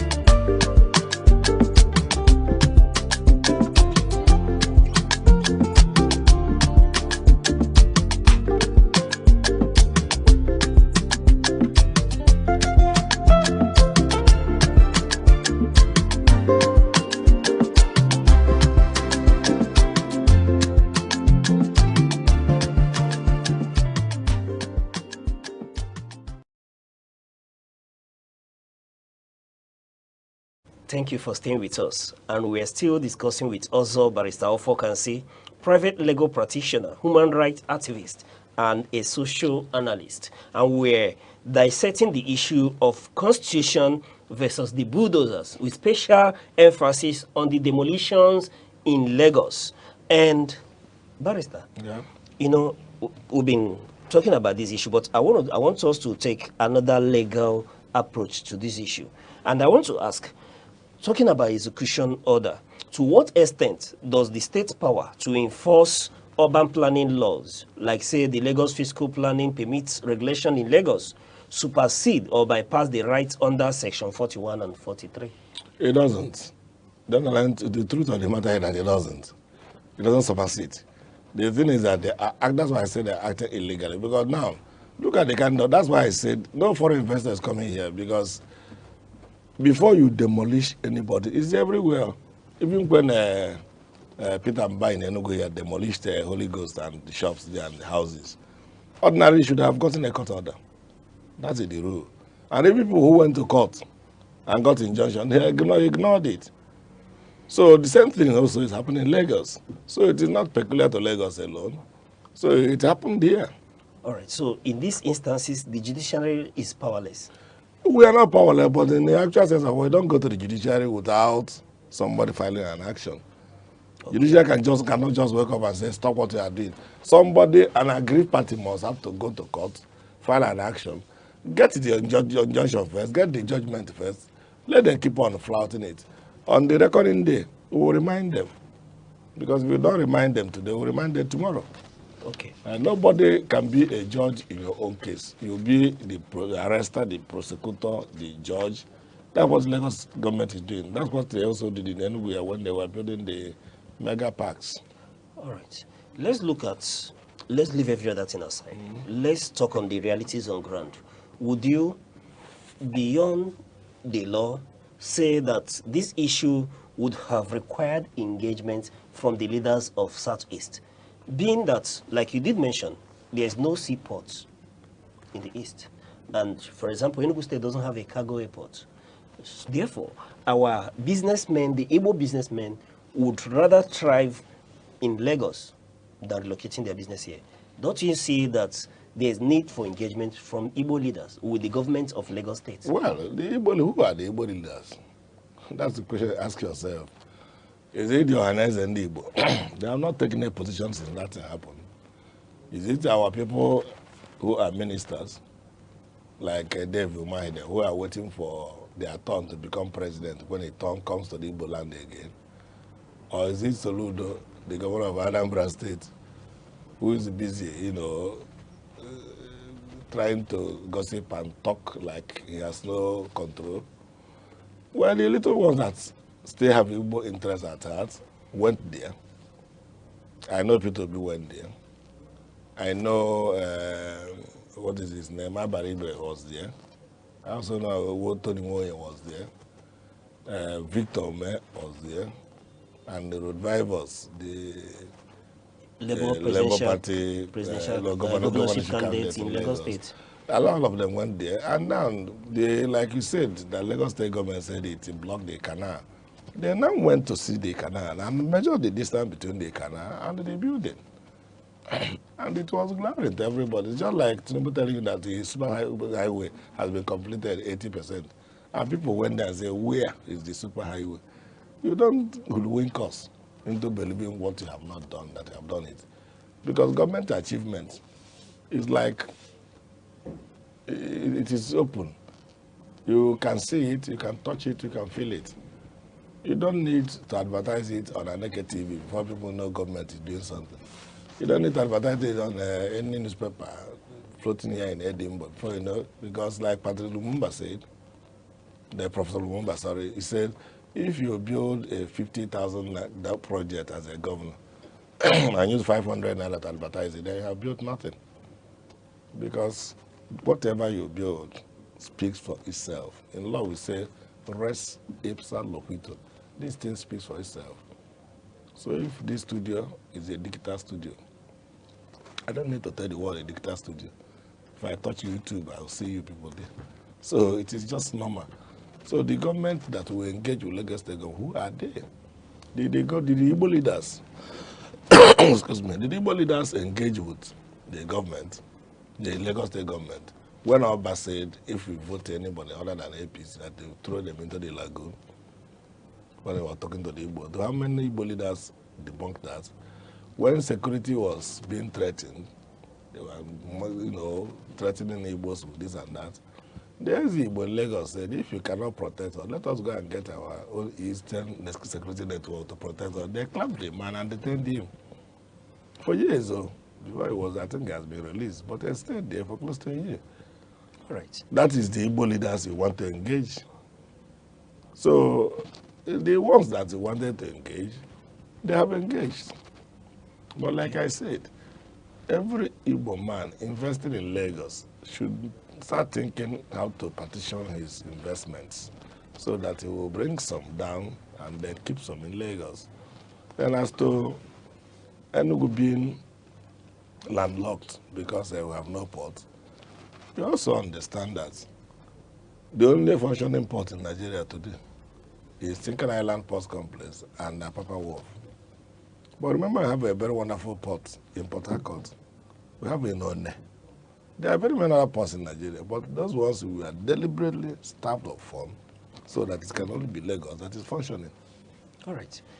While we were talking, you mentioned that P2B and some other leaders, including the Lagos State governorship candidate for Labour in Lagos State, we went to visit that area. Could this be said to be a fallout from P2B defeating the sitting president in Lagos in run-up to 2023 election? But remember they say Tinubu built Lagos. And then something you build, as in they say Uche built Aneke TV. And all of a sudden they say, let us conduct election here in Aneke TV. Who is going to be the leader of the workforce here? And you trump up yourself for election. Maybe your cameraman who just joined yesterday, trump up himself for election. And they vote and voted the cameraman. You will be happy. I'm asking you, will be happy. So they say Tinubu built Lagos, but P2B came to Lagos and defeated him in Lagos in an election. So they felt the votes were cast by only the Igbos, but that is not true. Reasonable Yorubas cast their vote for P2B and they are still ready to cast another one. Okay. If you have listened to Delefa Orentimi, I never said it, that until there is a better presidential candidate, that P2B remains his choice. He's a Yoruba man. And he has been very, very vehement in the obedient movement which we operate. So P2B is winning Lagos.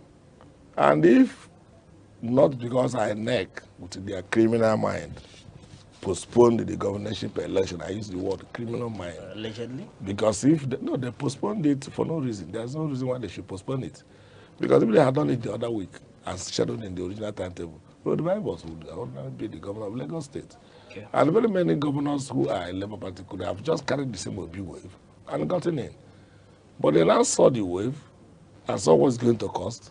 They now shifted the governorship election, giving people like Wike ample room to manipulate, cancel, substitute, delete, mutilate election results without consequence. All right.